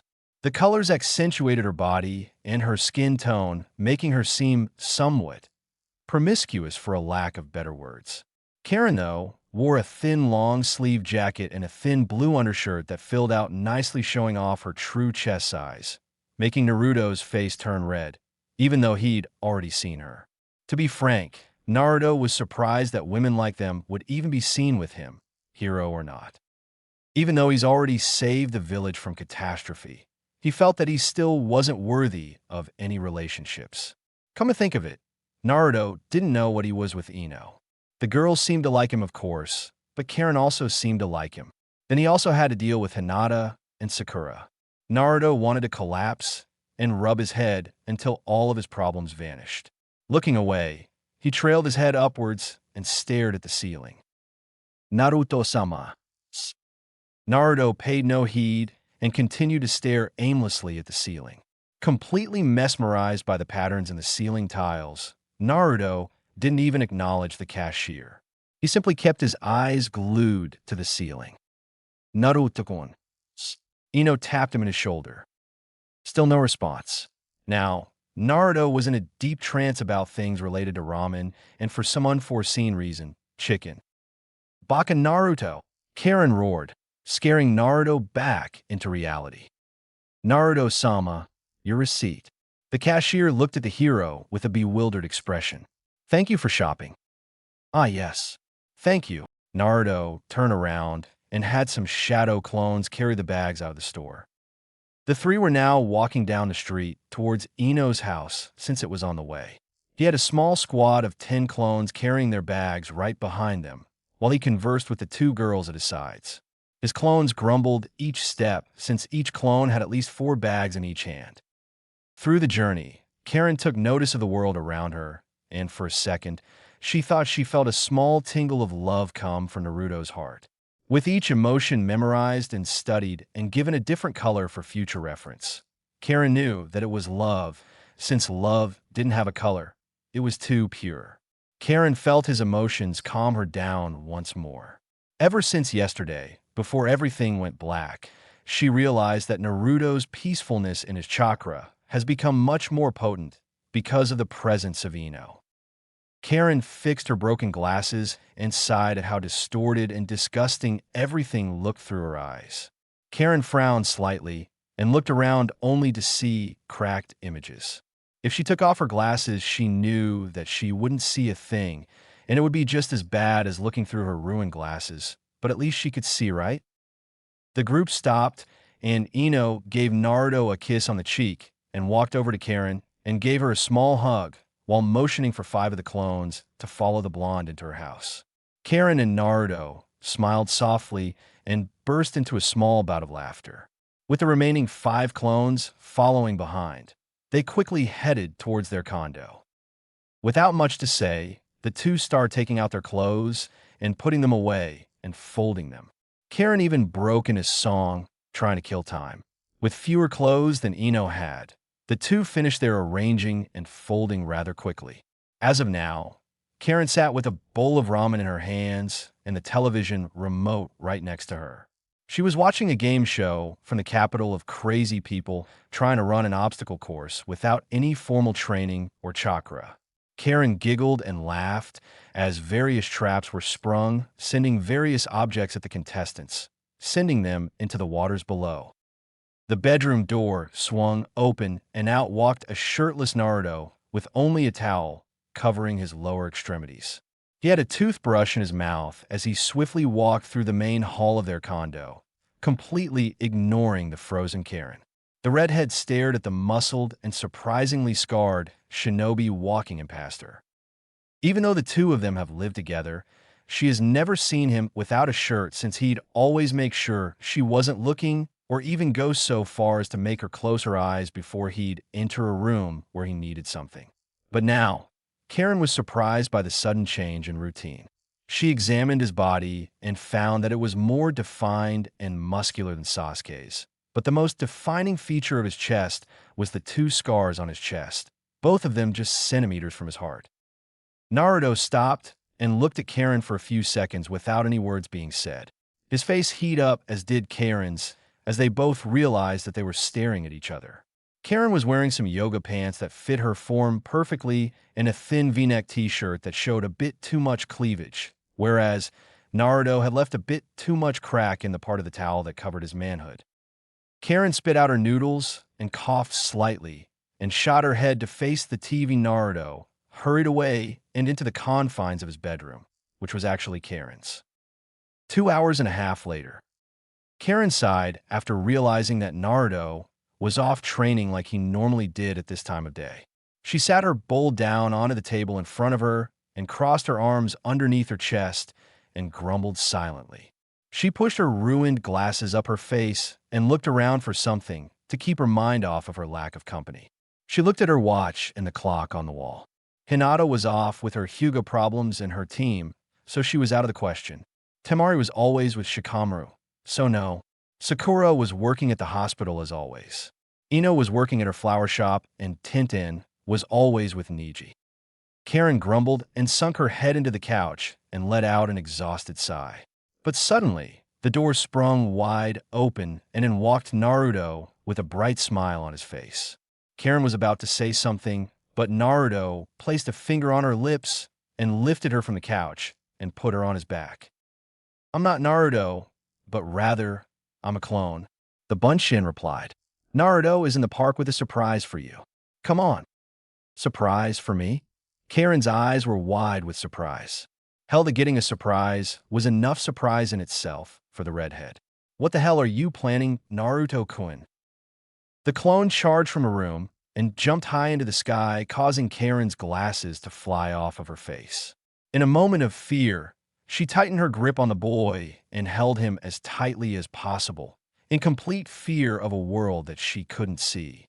Her arms tightened around the clone, making him laugh. He landed on the rooftop of a building and dashed off through over the passing civilians, making many of the older generation see small glimpses of Minato carrying Kushina through the skyline of Konoha. The flowing mane of beautiful red hair, being led by a head of golden locks. Many people finally realized who Naruto's parents were. It wasn't that hard to tell, and in the world of shinobi, there's no such thing as coincidence. Karin kept her face buried deep into Naruto's back with her eyes shut tightly. But with a heavy thud, Karin realized that they had landed. The clone placed Karin down onto the ground. But instead of grass, she felt the softness of cloth. She opened her eyes, but quickly shut them, realizing that it wouldn't help her in any way whatsoever. Suddenly, there was a strange but smooth feeling wrapped around her head. There was a soft click, and there was now a weight on her face where her glasses would normally be. "Open your eyes, Karin." It was a soft, enchanting whisper that caused Karin's face to burn up. It was deep and soothing. It echoed through her bones and made her heart beat quicker, the bass reverberating through her body, causing her mind to get hazy. She was too afraid to open her eyes, but once she did, she felt her heart nearly stop. Above them was a cherry blossom tree, its pink petals flittering below as the soft winds of high no kuni began to flow through. Off to the horizon, it was the same coloration as their first conversation at Mount Mayaboku. The sky was painted in an amber glow with a bit of maroon dashed in. The sun itself was a blood red, almost as red as Karin's hair and eyes. But the colors, oh the colors, never had she seen so many blend in together. But then, she realized that she was also no longer at ground level. She took a quick look around and realized that she and Naruto were at the top of the Hokage monument. She backed away and held onto Naruto's arm, and nearly gawked when she felt how muscled his arms were. She mentally cursed herself for just now noticing all of his features. I see that you're enjoying the view. Naruto smiled. How could you tell? Karin replied with a sarcastic look. By the way, Karin here, look in the mirror. What why, KK? Karin was silent. She was wearing a pair of black rim glasses made from the same metal of Kanai, and to be frank, it looked sexy and it made the crimson color of her eyes come out stronger and fiercer. But it was what was wrapped around her head. It was a wreath made of the most beautiful flowers that she'd ever seen in her entire life. They also seemed to be freshly picked and hand-woven together as one.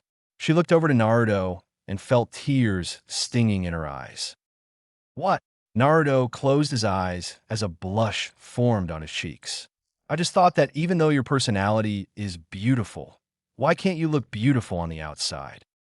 What? Karin asked with wide eyes. For the longest time since we've met, you've always put down your red hair and always called it ugly. Naruto held her arms tightly and smiled the foxiest smile he could muster. I know I've said this before, but it's because of your red hair that I think you're beyond beautiful. Hell, let's be serious here, beyond gorgeous dash. Karin crashed her lips onto Naruto's and pushed him to the ground below. Tears were flowing down her cheeks as they continued. She kept her lips pressed against his, holding the embrace for as long as possible.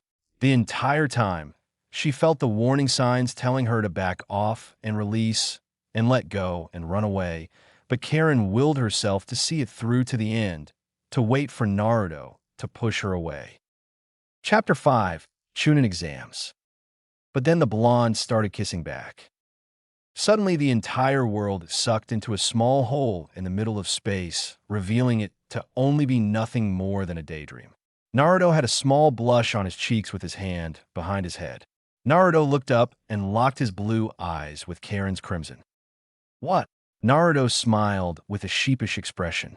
I just thought that with your personality being beautiful on the inside, why can't you look beautiful on the outside as well? Not that I'm calling you ugly or anything. Karin tilted her head slightly. Naruto suddenly broke into an innate rambling with his fingers flittering and fritzing about with each one. Naruto suddenly ran a hand through his spiky blonde hair and gave Karin a nervous smile. Karin felt like giggling but deigned from doing so, wanting to see where this goes. She smirked as she realized that what she saw was a complete fantasy. But then Naruto suddenly shot from his seat and grabbed her two arms and stared at her. What? Karin's eyes were wide as she stared at Naruto. For the longest time, you reminded me of someone close to me. So much so that you even went as far as insulting your wonderful red hair. Naruto suddenly sifted a hand through her unkempt side of red hair. To be frank, it pissed me off. Karin's eyebrow rose as she was about to hit him, but Naruto shushed her quite violently. The look on Naruto's face was so convincing, filled with so much love and caring. Even his chakra was sharing the sentiment.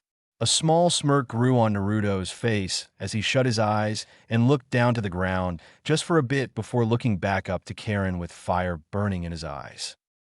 I know I've told you this before, but I think it's because of your red hair that you're more than beautiful. Hell, let's be serious, more than gore dash. Karin tackled the blonde with a great smile spread across her face. Her lips pressed hard against Naruto's, taking the air from his lungs and causing his cheeks to explode in heat like a raging volcano. The poor blonde was completely surprised. His eyes were as wide as the expanse of the stars above crimson sky above him. His heart was exploding and beating faster than Guy and Lee when they train. He didn't know what to do, but he could feel her lips on his own, and to tell the truth, despite knowing how gay it was to compare his kiss with Karin and the one he had with Sasuke, he had to say he liked feminine lips a hell of a lot better. So without much thought into it, Naruto pushed back and started pressing his lips against her while she leaned her head in an angle to get a better experience. Naruto's tongue suddenly brushed against Karin's own lips. Karin knew exactly what to do and allowed Naruto's tongue entrance, and within moments, their tongues were battling for dominance as Naruto slowly leaned Karin into the ground. But as the battle commenced, the sun continued to set and the land became cooler and the breezes of the mountains to the east came in, but neither seemed to care or notice. Uzumaki. Karin smiled softly as they continued kissing.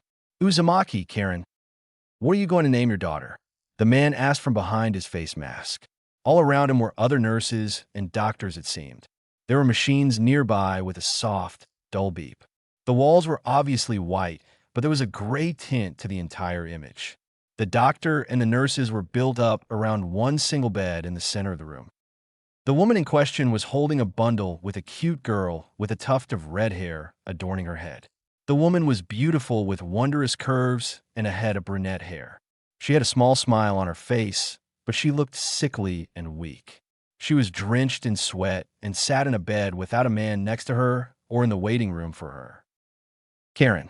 The woman smiled as she cooed at the young child. Is there a surname? The surname of the father? The man asked. Uzumaki. The woman quickly replied, almost with pride beaming in her voice, but there was a small crack.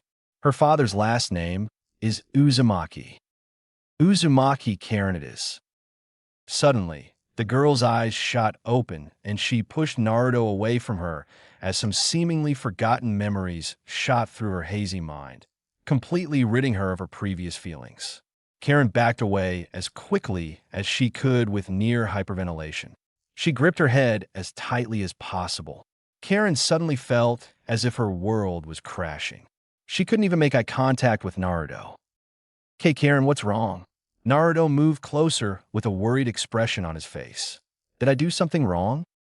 "And no." Karin sighed out. "It's not you, it's something that just came to my mind." "What do you mean?" "It's almost as if someone hid this memory from me." Karin sighed. I am an Uzumaki." Naruto's eyes went wide, and his jaw unhinged itself just as his chin smacked the ground. Naruto struggled to process the information, but simply collapsed next to Karin and stared at the last bits of sunlight coming from the west, just before the red sun disappeared below the horizon. The two were silent as the awkwardness became palpable, almost gaining an actual physical form. Naruto felt his body shaking in the sudden realization that he had just made out with one of his family members despite not knowing how close they were or how distant. Karin was faring no different. Her heart was raging and her cheeks were roaring with heat. The redhead's skin was almost as red as her own head of hair. Her crimson eyes darted here and there. Try not to make eye contact with Naruto. "I don't think it's that bad. I mean," Karin suddenly said, trying to salvage whatever was left. "We might not even be that closely related, but we're still family. We share the same name, and the same blood flows through our veins. We can't." Naruto sighed and started to back away from Karin, but the redhead grabbed his right arm as quickly as possible and pulled him towards her. Naruto looked at her with wide eyes, half expecting her to be disgusted, or just any disappointed look instead of the one that she currently had. It was almost as if she was hurt that he would say something like that, but come to think of it, Naruto finally realized that it sounded like he was trying to push her away. "Wait." Karin held his arm tightly. "And Naruto, Kuin, I really like you though. And so what if we have the same last name? It happens all the time, right?" "Karin, but hypothetically speaking, we do get together, then what? What do I do about Inoha or Sakura, hell Hinata too?" Naruto asked, "Not to mention that I still have to kill that bastard Sasuke in a damn war that I have to fight." Karin still held Naruto's arm and continued to stare at him, not once breaking her crimson gaze. Naruto suddenly realized that Karin was using chakra to hold him in place. Karin, though, had no idea. She continued to stare at the blonde idiot, but then started seeing strange images as the chakra she was using started to build up at her head.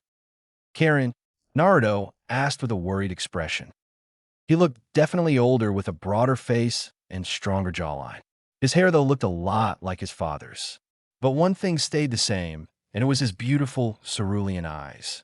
Karin felt her heart skip a beat when Naruto smiled at her, especially with that cute, confused look the Uzumaki had. "What did you want to tell me?" Naruto tilted his head, slightly causing his bangs to flow down and around his face and neck. Karin didn't know how to respond to the blonde-haired boy. She turned and faced the newly built village whilst biting upon her fingernails. Karin stopped just at the edge with Naruto on his feet, now ready to catch her should she fall off. "I'm pregnant," Karin replied meekly. The world began to shrink and bend. Karin's crimson eyes widened, and she quickly released her grip on Naruto's arm, just before taking off through the darkness to get away from Naruto as fast as she could. "Karin, wait!" Naruto dashed after her and quickly caught up with the redhead. She was standing underneath a light post with a blank look on her face.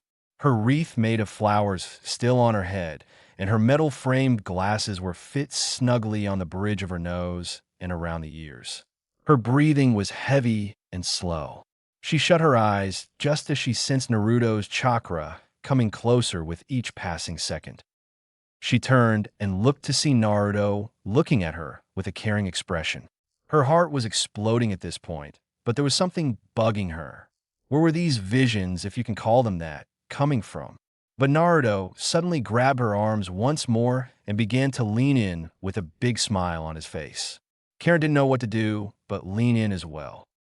Their kiss was short and sweet, with Karin losing her confusion and discomfort.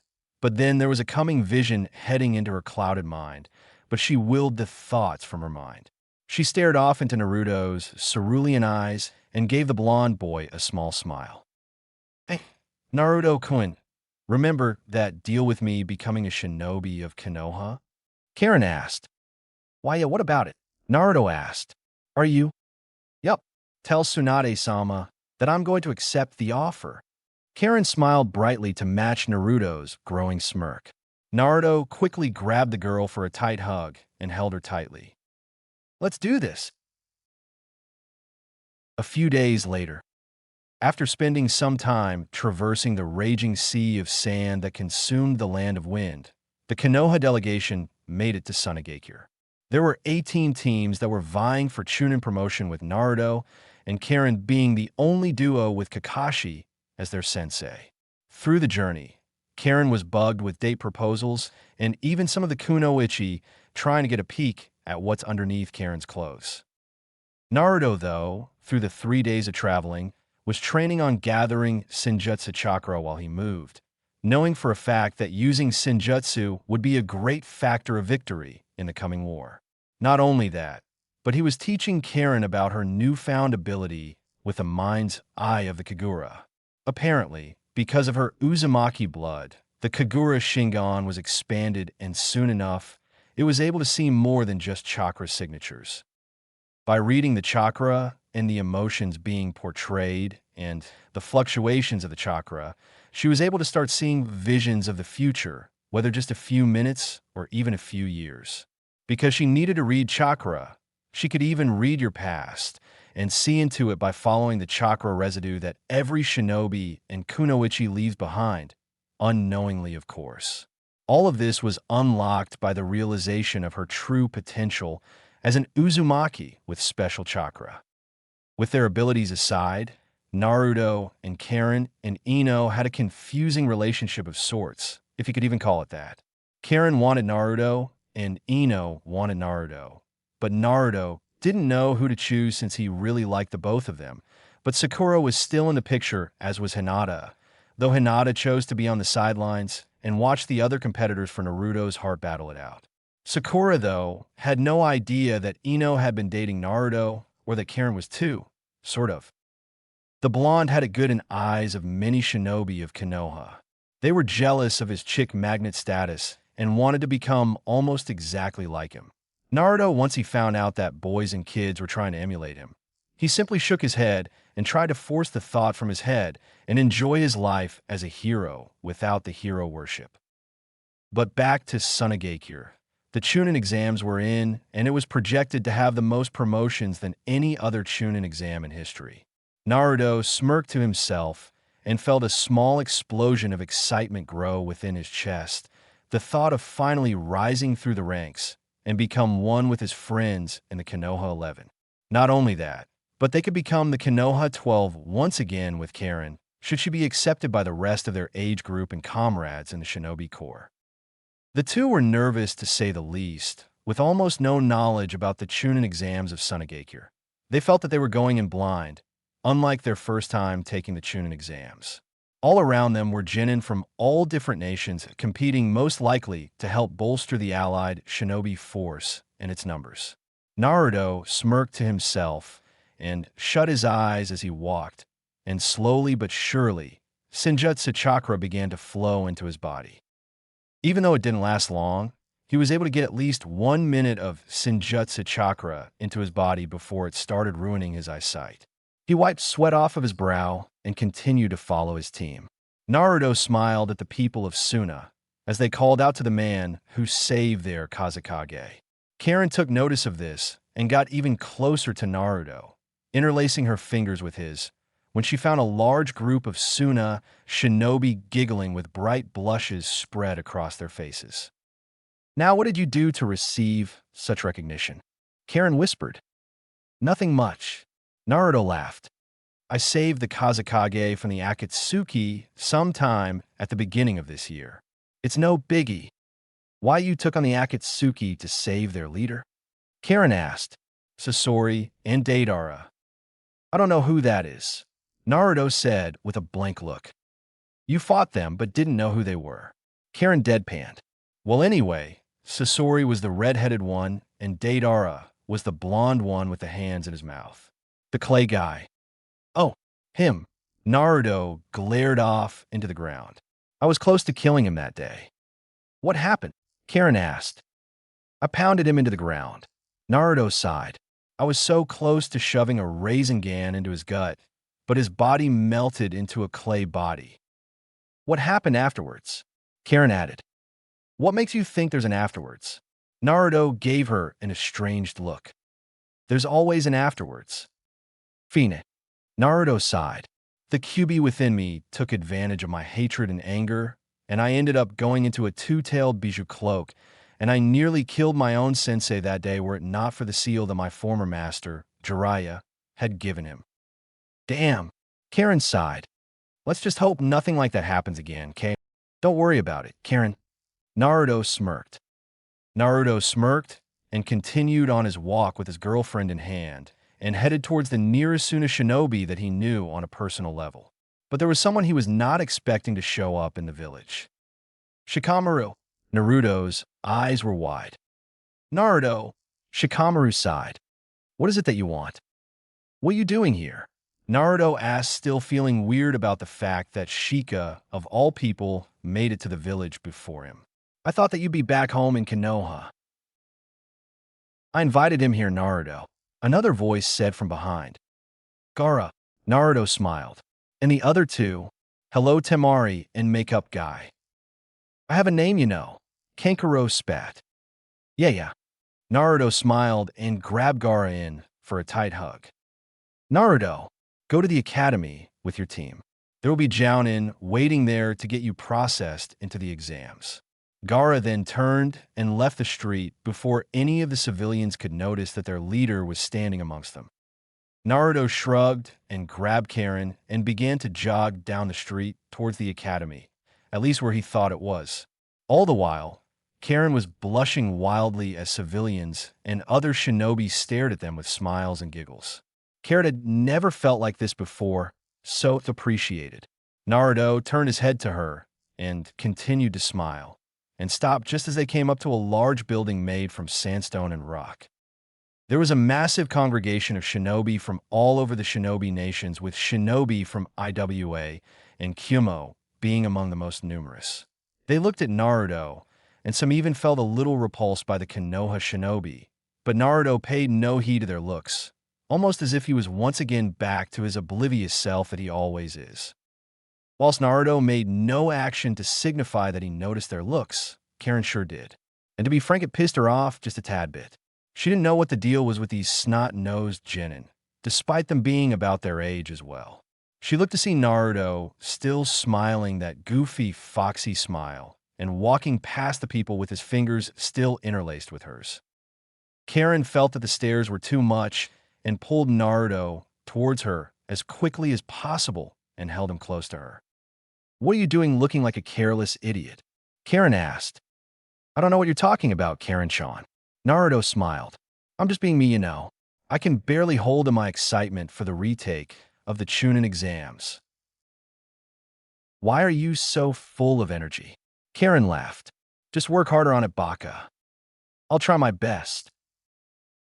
Soon enough, the line shortened and Naruto and Karin were now at the front of the line signing papers and waivers ahead of time, so Suna wouldn't get blamed for any of the hurt or potentially killed genin of the different nations. Naruto looked at the paper for a moment and got beads of sweat pouring down his head when he realized that some of the words used for certain parts of the waiver used words that were beyond his vocabulary. So with an embarrassed sigh, he asked Karin for help, gaining some giggles from behind and other lines next to the two Konoha shinobi. Some of the Suna, Jounin themselves, stifled their laughter but held it in better than the genin around them. Karin growled under her breath when she paid attention to what the people around her were saying behind their backs. Once Naruto and Karin finished, the redhead this time took the lead and grabbed Naruto towards the door of the academy. But within a few seconds, they were stopped by a Jounin. The Jounin shook his head and pointed at a sign hanging on the door they were heading for. "Exit only." Karin felt her body turn cold with embarrassment, and soon enough, many of the less mature genin burst into laughter. Karin gritted her teeth and clenched her fists, digging her fingernails into Naruto's hand. The blonde fell to his knees and tried to break his hand free from her vice-like death grip, to no avail. Her chakra darkened, and her glasses became drowned out in lens flare from the sun above. She released Naruto from her grip and began to walk through the crowd, with Naruto following behind towards the door that said entrance. Naruto jogged up to her and wrapped his arm around her waist and led her within the building, trying his hardest to keep her from lashing out on anyone.